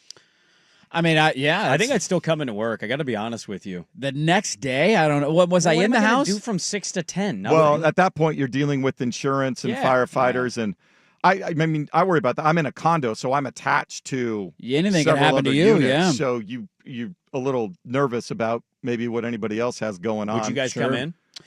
Was I in the house and did it No. happen in the middle of the night? Then no, I probably wouldn't. Like, am No. I up all night escaping my family from a burning house? I'm not coming Well, in. I guess in that scenario, I'm not right, coming in that in, yeah. scenario, You're not coming in. You got to figure out, okay, Did it burn down in the middle of the day and then I have do I time need to go process get it? stuff? Where am I staying? Am Yeah. I calling I insurance? have no clothes. What are we doing? No, that is mass chaos You at will that not see me point. the next By day. the way, I have an update on the pajama situation. I'm not going to read who the person was, but Oh. I got a text from a friend, Oh. and they said, I wear the underwear that I wore during the day. Oh, come on. no. Come on. Unless I No. feel like those underwear have had a tough day. No. Then I sleep naked. Fresh undies, man. Come on. I got a follow up. Do you not shower? You got to take a shower. I if you're shower gonna every go night. naked. I different shower underwear before at bed. night. Yeah. I can't go to sleep if I feel dirty. I'm a shower night guy. Always. Some people are shower twice. I got a friend that can't wake up without taking a shower, and then he can see that. showers at night. Do they drink caffeine? Because some people aren't caffeine people and they use cold water to wake them up. I don't know if he's a caffeine guy, but That's my follow-up. I don't have the towel depth to shower twice a day. That is true. My A towel wet towel rotation's not sucks. deep Yeah. enough. You need a deep. Yeah, Yeah, we don't have a deep go, bench. You got to go stock up if you're going to do. Do I breathe 4 for 5 towel games Well, you aren't got- happening very often, is what you're they're telling not. me? They're not at all. And then what are you going to do? Dry it? And then it's going to smell weird. It's a gotta dryer watch. / your dried off butt. What's that like? A snuggie butt? I don't want that. I'm out on that. I'm a shower night guy. That's a disgusting text. You sleep in your day-used underwear? No. I was thinking of dudes. What are you doing? That's pretty much just Come only on, if it's a man. long Friday night or Saturday Sure, night. I don't have the functional ability to and take you my just underwear go off. home and Then I take get it. clothes Yeah. off and pass out. That's on top of the sheets though, in like full Yeah. clothes. That's You're just that's sprawled sleep. out wherever you fall That's down. a guy that farts and goes, "Yeah, I still got it." Yeah. That's who that is. Come on, man. What are you doing? All right, we got some more Magic Hat around the corner. We'll dive into a couple NFL notes, including Thursday Night Football. We get Broncos and Raiders with AFC West battle coming up. We'll get to that at the bottom of the hour, but more Magic Hat next. 105.1 FM, The Fan.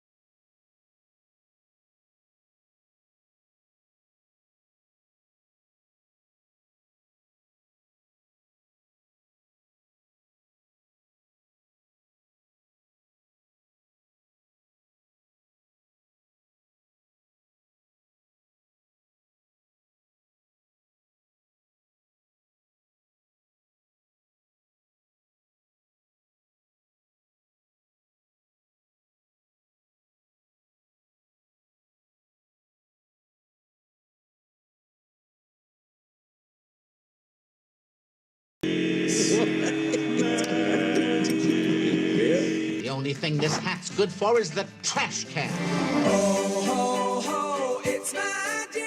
All right, NFL right around the corner. Everybody's got a take on showering now, and towels, and PJs, and bathrobes. Are we getting a consensus 2 showers? Ricky's very offended that we don't shower in the morning. Very offended. We wake up at 3:30. You go to the office, guns blazing every morning. My dudes, morning showers rip just as hard as nighttime showers. I'm not opposed to a morning shower guy. I'm not anti-morning shower. It's early. I'm waking. I don't have that big of a house. People are getting woken up. If I'm turning a shower on at 4 something in the morning to come to work, that's making noise. I don't need to do that. Put some deodorant on. I showered at night. I religiously wash my sheets. We had this debate recently. I wash my sheets every week. Every week. Every Sunday I wash my sheets. You're trying to find the corner properly every week? Every single Sunday I wash my sheets. If you're wondering what I'm doing during the afternoon window, in your room? It's not. I'm just OCD about clean clothes and sheets. Like that's one of my. You're a germaphobe. I don't get grossed out about food being on the counter.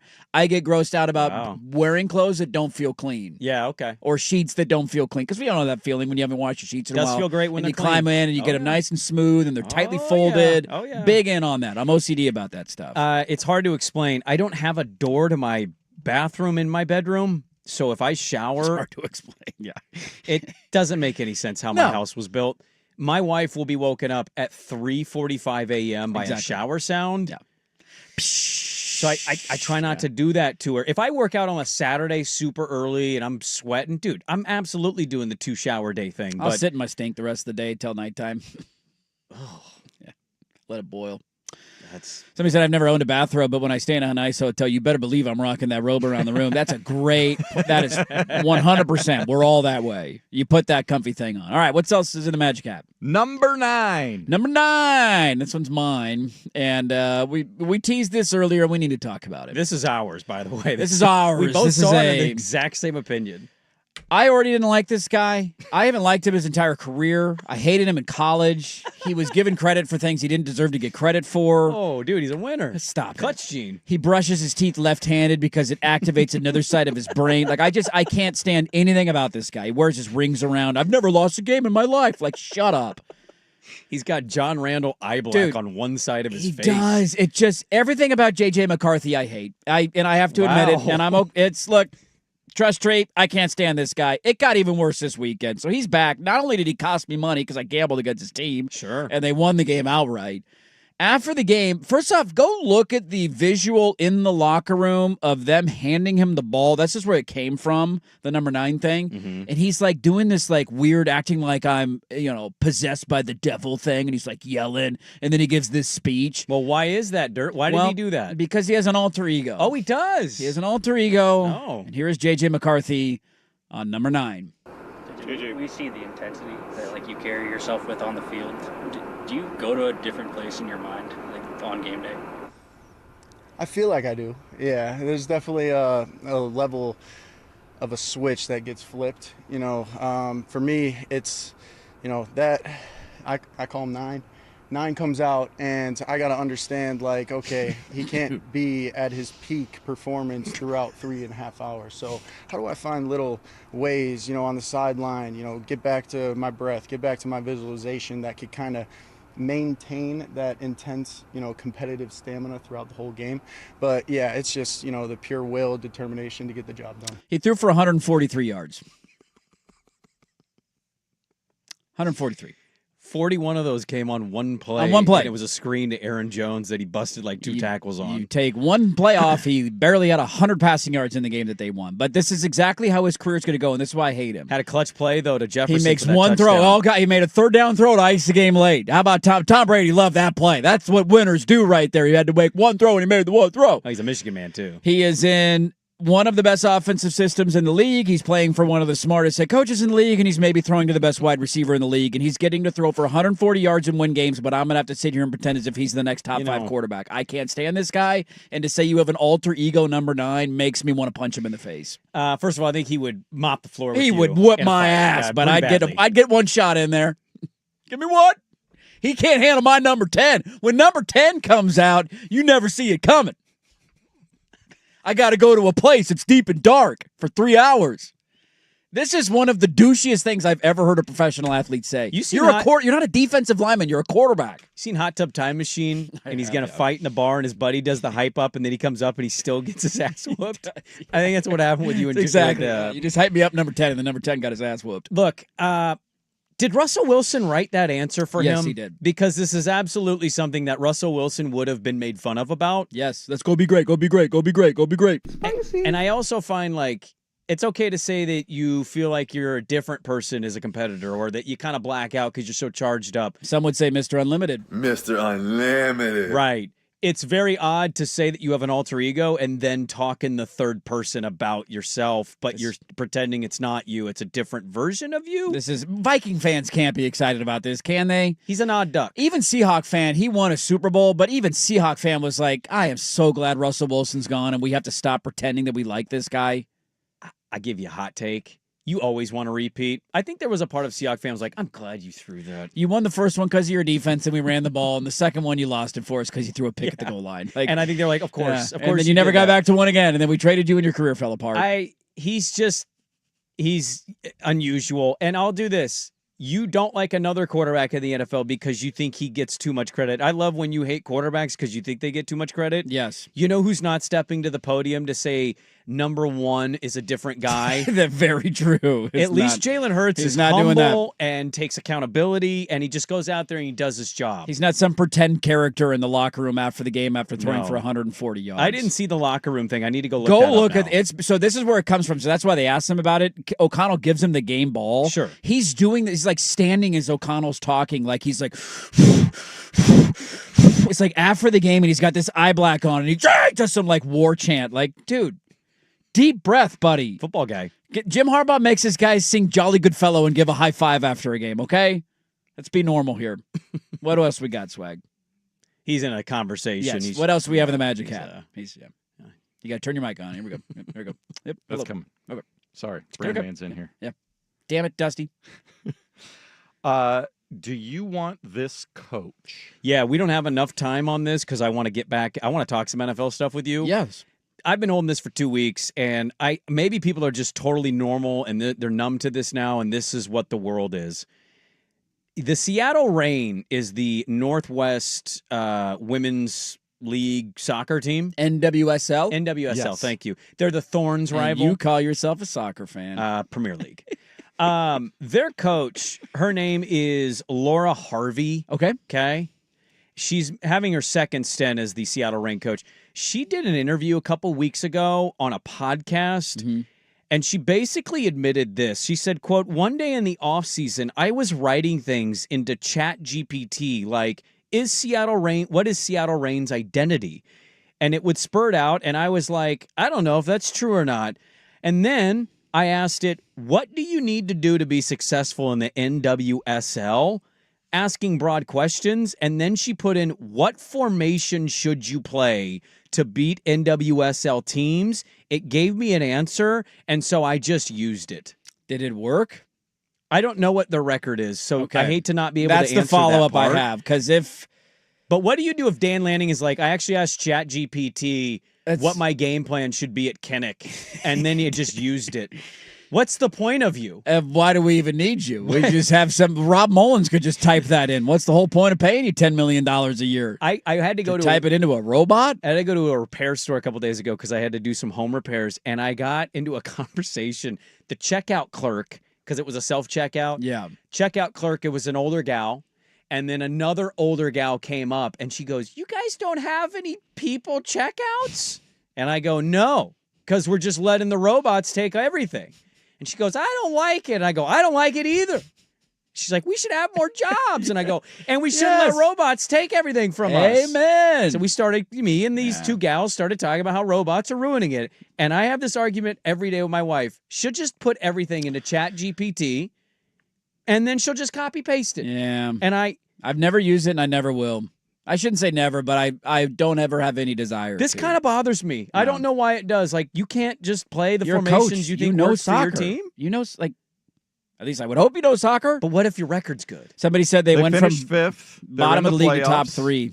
That's what somebody said. Somebody said they went from bottom of the league to top three in back-to-back seasons. But you said they finished They're fifth. finished fifth this year. Okay. They are in the playoffs. So ChatGPT told her she should play a back five. I'm firing you. I don't care if you want. I'm firing you if you admit this out loud. We'll go find another coach that can do this privately and not admit it publicly. Like, what if your offensive coordinator was just ChatGPT? Yeah, we got issues. Hey, it's 3rd and 13. We have this percentage of pass plays on the left or the right. Their defense statistically holds teams to this number. I mean, what should we do here? Oh, you should throw to the left tight end. Like, where are we going with this? How many more Avail coaches yourself are of doing any this? resource available. I mean, I'm all Take for it all in. Again, But you're not resources. coaching. Yeah, that's not, if you're saying design my game plan, that's different than saying what are the analytics on a situation or a matchup, or like that's different than letting it dictate what your game plan would be. Saying what should I run? That's your hand in the keys. Jesus, take the wheel. The robot's taking the wheel. Robot take the wheel. Taking the wheel. All right, is that all we got time for today? That's all we got Magic time Hat? for. Okay, good Magic Hat. Good Magic Hat. Good All Magic right. Hat. Nice. A lot of dirty people out there and a lot of upset people that we don't shower twice. Somebody said shower in the morning is the equivalent of wiping before you poop. Now I can't unsee that. Can't unsee that one, man. Boy, I'll tell you, when kids' poop starts to get more firm, Oh my God! Can we not? it's a dude. It's Okay, 9:30 you need to in the morning. expand your world a little bit, my friend. it's a different ball game. I know you're wrapped Dude, up in it. It's a different ball game. I don't look for that kind of There's conversation. one from wedged you. in there yesterday. Got to dig this thing out. It's got Get some more apple juice going. got a spoon in there. All right. Let's get to the NFL. Thursday night. It's the magic spoon. Thursday night football. Denver and Vegas are going at it tonight. What are our We're thoughts? not talking I'm Thursday breaking the night whole thing football, down from a dude. fundamental The standpoint. Raiders suck. I do want to get to a note on an NFL team or an NFC team that you brought up earlier. A couple of NFL nuggies. That's next. But first, here's us with a update.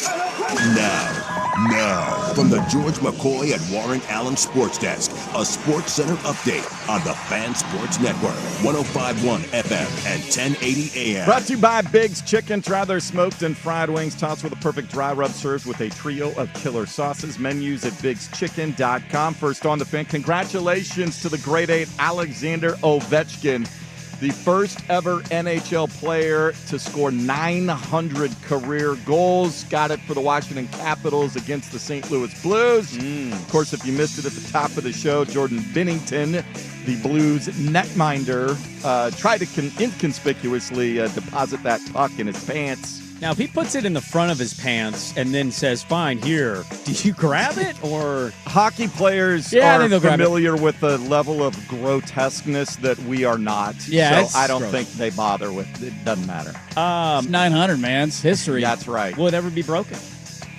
Never say never, but I don't know who. It's going to have to be somebody coming in as a teenager. A lot of goals for a long time. This one's pretty encouraging. This one comes from Yellowstone. They're trying to continue to build on the population of the wolf.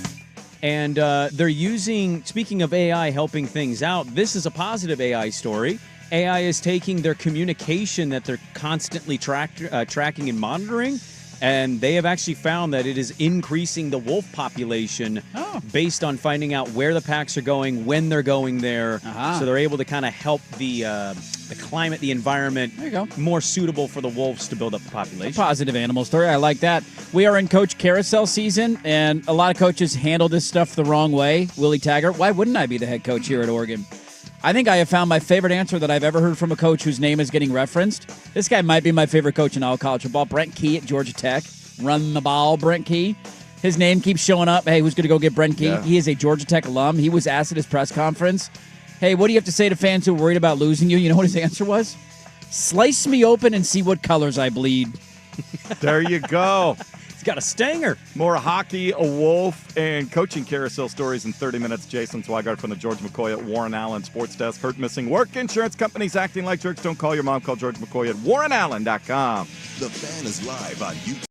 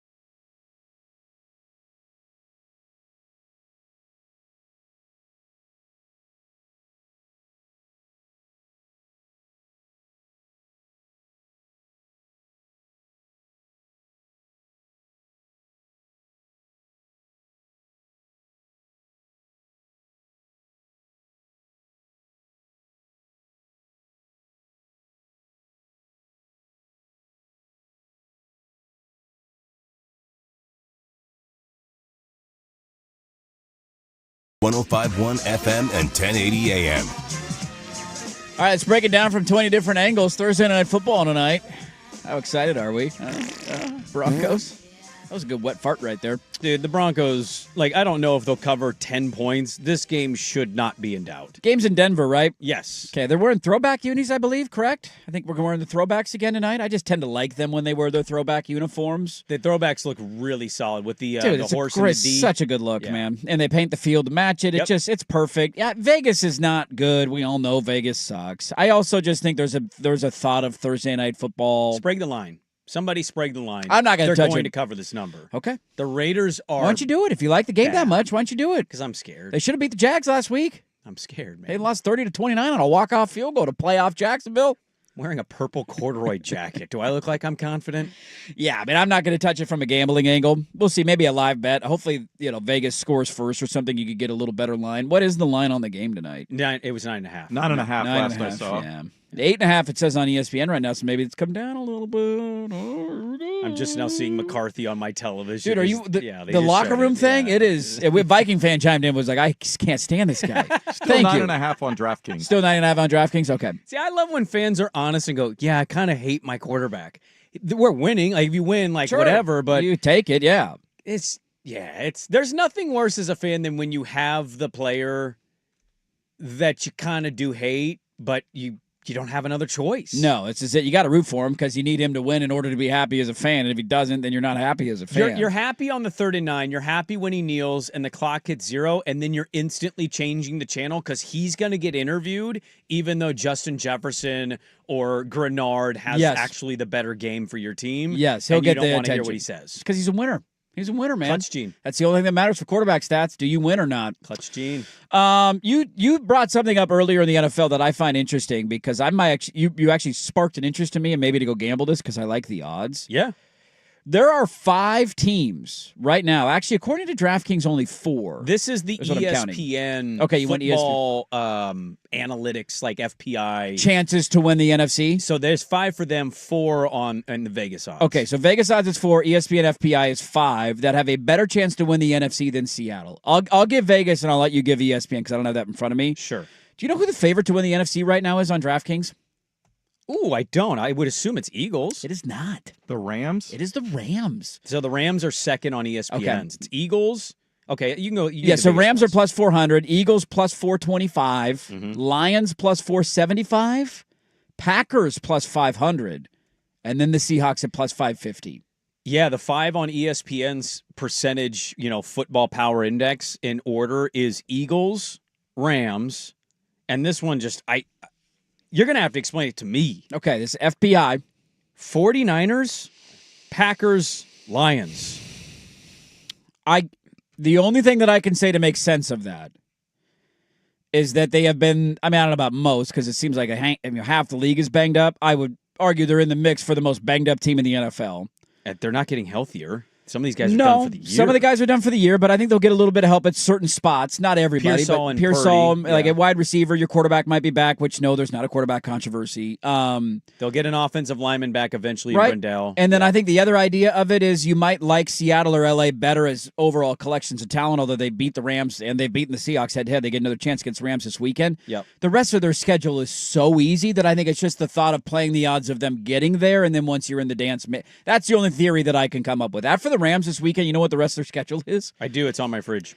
At the Cardinals. Yep. None of these are guarantees. The Cardinals right? are better with Brissett than they are Murray. But I'm like, that's not. You're not playing the Chiefs in Kansas City, right? Or Buffalo, but there's different levels to this. And the Cardinals' offense might be statistically better with Brissett, as we talked about yesterday. The thing that's always killed the Niners with Arizona is Murray's mobility. His running around and making He plays. just kills him with the legs. It's at Arizona, home against Carolina, at Cleveland, home against Tennessee. Then you go to Indy for a Monday night game. A home against Chicago, home against Seattle. Yeah. And I think they're going to lose to the Seahawks and split. Sure, they probably could. I already play the game a million times. It's on my fridge. I see it every day. I still think they'd be 10-7, which is totally great. I'm happy if they're in. That would be a 4-4 finish to their year. They shouldn't have better odds than the Seahawks, in my opinion. Football power indexes don't make a lot of sense. I know, but I just looked at that and I'm like, 5 teams, and my team's included in that. The Seahawks are having a great year. I think they just added some firepower. Their defense is every bit legit. Keep sleeping on them, I guess. I'm not going to gamble on them because I don't want to support that, but like I totally would understand anybody doing this it. Sunday game, like if they go out there and look like they got the Cardinals this weekend. They have funky losses at home over the last couple of years. They need to right the home that ship. I'm kind of looking at that game of like, all right, you just did what was really impressive on Sunday night. Exactly. Are you going to come home and lay an egg to the Cardinals? They've done it before. Like if they come out, they're focused, they have a game plan, they execute it, they don't let the Cardinals get anything going. Because obviously they got Brissett. They think they figured something out on their offensive end with some consistency. Didn't like 2 years ago they ended their season not making the playoffs on a Cardinal walk-off field goal? Yes, and I want to say Kyler wasn't even. It was against like Colt McCoy. Yeah, Colt McCoy beat him as a giant. I think he might have. Yeah, Colt McCoy might be their kryptonite. I mean, they've had losses over the. I mean, I remember the Giants going in last year and killing them at home. They've had weird, funky losses over the years that didn't make a lot of sense. The home road thing. I think Brady's overall point, Henderson, is right. Of like it's circumstantial with some of the road, like who they play. But like still, you have some bad losses at home. Yeah, they need a game where they right the ship. Yeah, they need to have a. Hey, look at that. It never was in doubt. They handled their business. We're better than you. Yes. We know what we're doing. Yes. They did that to New Orleans, but I think New Orleans is so bad that nobody gives them any credit for it. Well, that was some fluky stuff, though. They had like a punt return for a touchdown. They blocked a punt. No, but I'll give them the credit on that. That's fair. Like you they need to come out like that and assert themselves and just go, you're not today. Yeah, look, it's hard to do it week in and week out in the NFL. The Green Bay thing, like, look, maybe this is a totally different tune on Tuesday, and they beat the Eagles on Monday Night Football, and we're like, there's the Packers again. They have been so wildly inconsistent that I guess everybody has to a certain extent. But they play good against the good teams. They just don't show up against these mediocre to bad teams. It's a weird thing they have. How can you dominate the Lions and then lose to the Browns? To your point, man. Like, how can you beat insert team here and then tie with the Cowboys? They dominated Pittsburgh for two quarters in that second half, and they tied the Cowboys and lost to the Panthers. Yeah, that's that egg game that you're avoiding of just don't do that. How are you losing to the Panthers at home? Weird. So there's some NFC odds for you right now if you want to go gamble it. I actually might sprinkle a little money on that. The Bucs I already have an NFC ticket on, so their odds are plus 850, and the Niners are plus 1,300. Dude, the Carolina Panthers are breathing down Tampa Bay's neck. In the division? They are. Tampa Bay could lose this weekend to New England. Tampa Bay needs to get healthy. Tampa will win. But that's a problem. Yeah. Tampa will win. Carolina's going to lose at home to New Orleans this weekend. Watch out. What? Here comes Tyler Shuck. You think they're a better team at home than they are on the road? Shuck going to give it to you.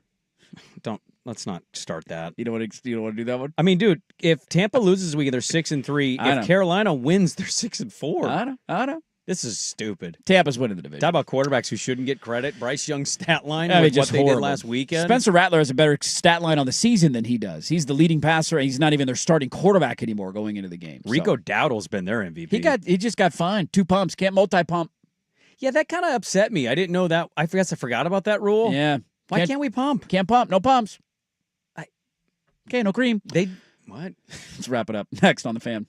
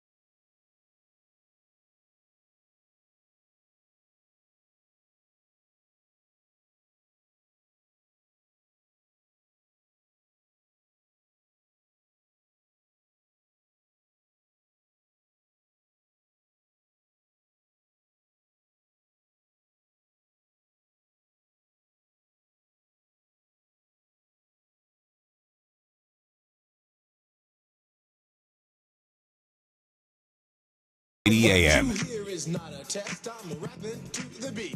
Got a couple NBA notes for you to wrap up today. Come on, Forrest, let's go. Although I might need Swag to play one of these because I logged out of my computer. I like to I log out to get ready to go. I got it. I'm right So here. let's do that first. I got you, baby. I don't know how you guys respond to this. We are all fathers here. Yeah. Now, this was in the Magic hat. I'm not going to save it because it won't be timely next Thursday, so I want to use it here anyways. Donovan Mitchell had a good game last night. Yes, he did. He had a great game. 46 points. And they beat? Ooh. I actually have no idea. I forget. I didn't see. I know that they won. I saw that. I know that he had a good game. They I beat saw the the Sixers? Sixers? Was it the Sixers? Yeah. Sure. Final answer? And break. Okay. So they beat the Sixers. Yeah, they did. Okay. 132, 121. 46, and he's been a great player for a long time, and he had a message after the game about this. This one was a little personal for him. I wouldn't put the game that I had based on the court. This kid pissed me off today. I was playing 2K. I've been playing 2K for like 2 hours, and I told him, too. I was like, wait, just wait. And he just called me washed up. He called me a bunch of things. But I love it, you know what I mean? He said he ain't seen a highlight from me in a minute. And I just told him, all right, we'll see. He said, tell me to go to sleep. Like, he was going in. So this game was for that kid or grown man, whoever that was. So I appreciate you. I told him I'd give him a shout-out, too. So that's what tonight was. Kid just talking S to him. What's not his kid? I know, a kid talking, a random kid. A kid. grown man pretending That to be is a true. kid. That is true. Very well could have been. Could have had a Linnea Kakua, whatever. With the altered voice. Hi, Donovan. You're going to have a bad game tonight. Whoever that was saw that and was like, yeah, look what I did. I woke him up. If you're a trash talker and the guy goes off on you on trash talking, do you take pride in that? Remember Dame in Orlando a couple of years ago when there was one fan just chirping at him the whole game? Yep. And then he went off for I can't remember how many in the second half. Those are some of my favorite stories in basketball specifically is the courtside jokesters. Well, I'm going to connect that to my other story. Did you see what happened in Memphis last night? I'm assuming this was last night. I have no clue. Let me double check. Yeah. Were they playing the Suns at home last night? Did that game happen last night? No, this was 2 nights ago. 2 nights ago, okay. 2 nights ago. There's a video that has gone viral. Kevin Durant's there. Not the Suns, I should say Rockets. He's on the Rockets now. I got to remember that. You're talking about the Rockets? The Rockets, yes. No, the Rockets did play. Okay, so there you go. The Grizzlies. The Grizzlies. Yeah, there you go. So they're in Memphis, and we all know John Morant's dad sits courtside at every game and yells and hollers with people. He sometimes gets into trouble. T. Morant? Kevin Durant, there's a camera, somebody's filming it, picked him up, yelling back at T. Morant, saying, we all know your kid doesn't want to be here, T. You're not fooling anybody. We all know he wants out, because he was yelling something at KD about trying to get him going, and Kevin Durant turned around and was like, man, shut up. Your kid doesn't even want to be in Memphis anymore. By the way, John Morant last night, 1 of 7 from 3. Hey, but the coach is the problem, I'm sure, right? It's got to be the coach's issue. According to him, that seems to be what the deal is. Yeah. I mean, look, Kevin Durant is actually an underrated trash talker. He absolutely is. He's a great Twitter follow, too. There was a video of him in Phoenix last year, and I think it was Golden State was there because GP was there. And I can't remember if it was Golden State to watch his kid or he's just in Phoenix, so he went to the game. But he was caught what he was saying to Gary Payton. He was just like, you wouldn't know what to do with me. You don't want this business. When you were my age, you weren't even playing. And he was actually, like, going to Gary Payton, never easy. Gary Payton was yelling back, but you couldn't quite hear what he was saying. But Kevin Durant was saying some stuff like, I'm better than you ever were, man. It's fantastic. One correction to close the show, Tony Reale style, because I know this has been texted in and commented like 27 times now. Okay. It is not lay with you in the sea. It is bathe with you in the sea. Ah, thank you. Somebody called you an uncultured swine. That's fair. Yeah. Will I shower today? I don't know. TBD. Somebody asking when I ate paint chips last, so, hey, we're having fun today. Good morning, everybody. I think that's a very I love fair, doing this job. Correction there. Yeah, bathe with you in the sea makes a lot more sense. Still gross. Salt all over you. Yeah, who bathes in the sea? You smell weird. Although if you love somebody to that level, maybe you want that stank on you. Make love in the sea? We had Gary Dolphin on earlier this morning. We played Dolphin Sounds, and he gave us great thoughts. He's the voice of Iowa football. He's now a friend of the program. Now a friend of the program. And you can go find that 1051thefan.com, 1051thefan on Twitter, at Dirk Sprague on Twitter. We also had Josh Payton. It was a Paid State Thursday. Great stuff from him on this game, coaching carousel, and all sorts of stuff in the college football world. That will do it for us, everybody. Thanks so much for being a part of our Thursday. Like the video, subscribe to the channel on YouTube if you haven't done so yet. We will talk to you tomorrow at 6 a.m. for a Football Friday. And we got a football guest early tomorrow that's already booked. And his name is Jeff Howe. Jeff Howe. Who could forget that? Jeff Howe is going to be on the show tomorrow. Swag's going to be around all day. It's just going to be 105.1 The Swag today. So have fun hearing his voice. We'll talk to you tomorrow at 6 a.m. The Firmer Harris Meringue next, 105.1 FM The Fan.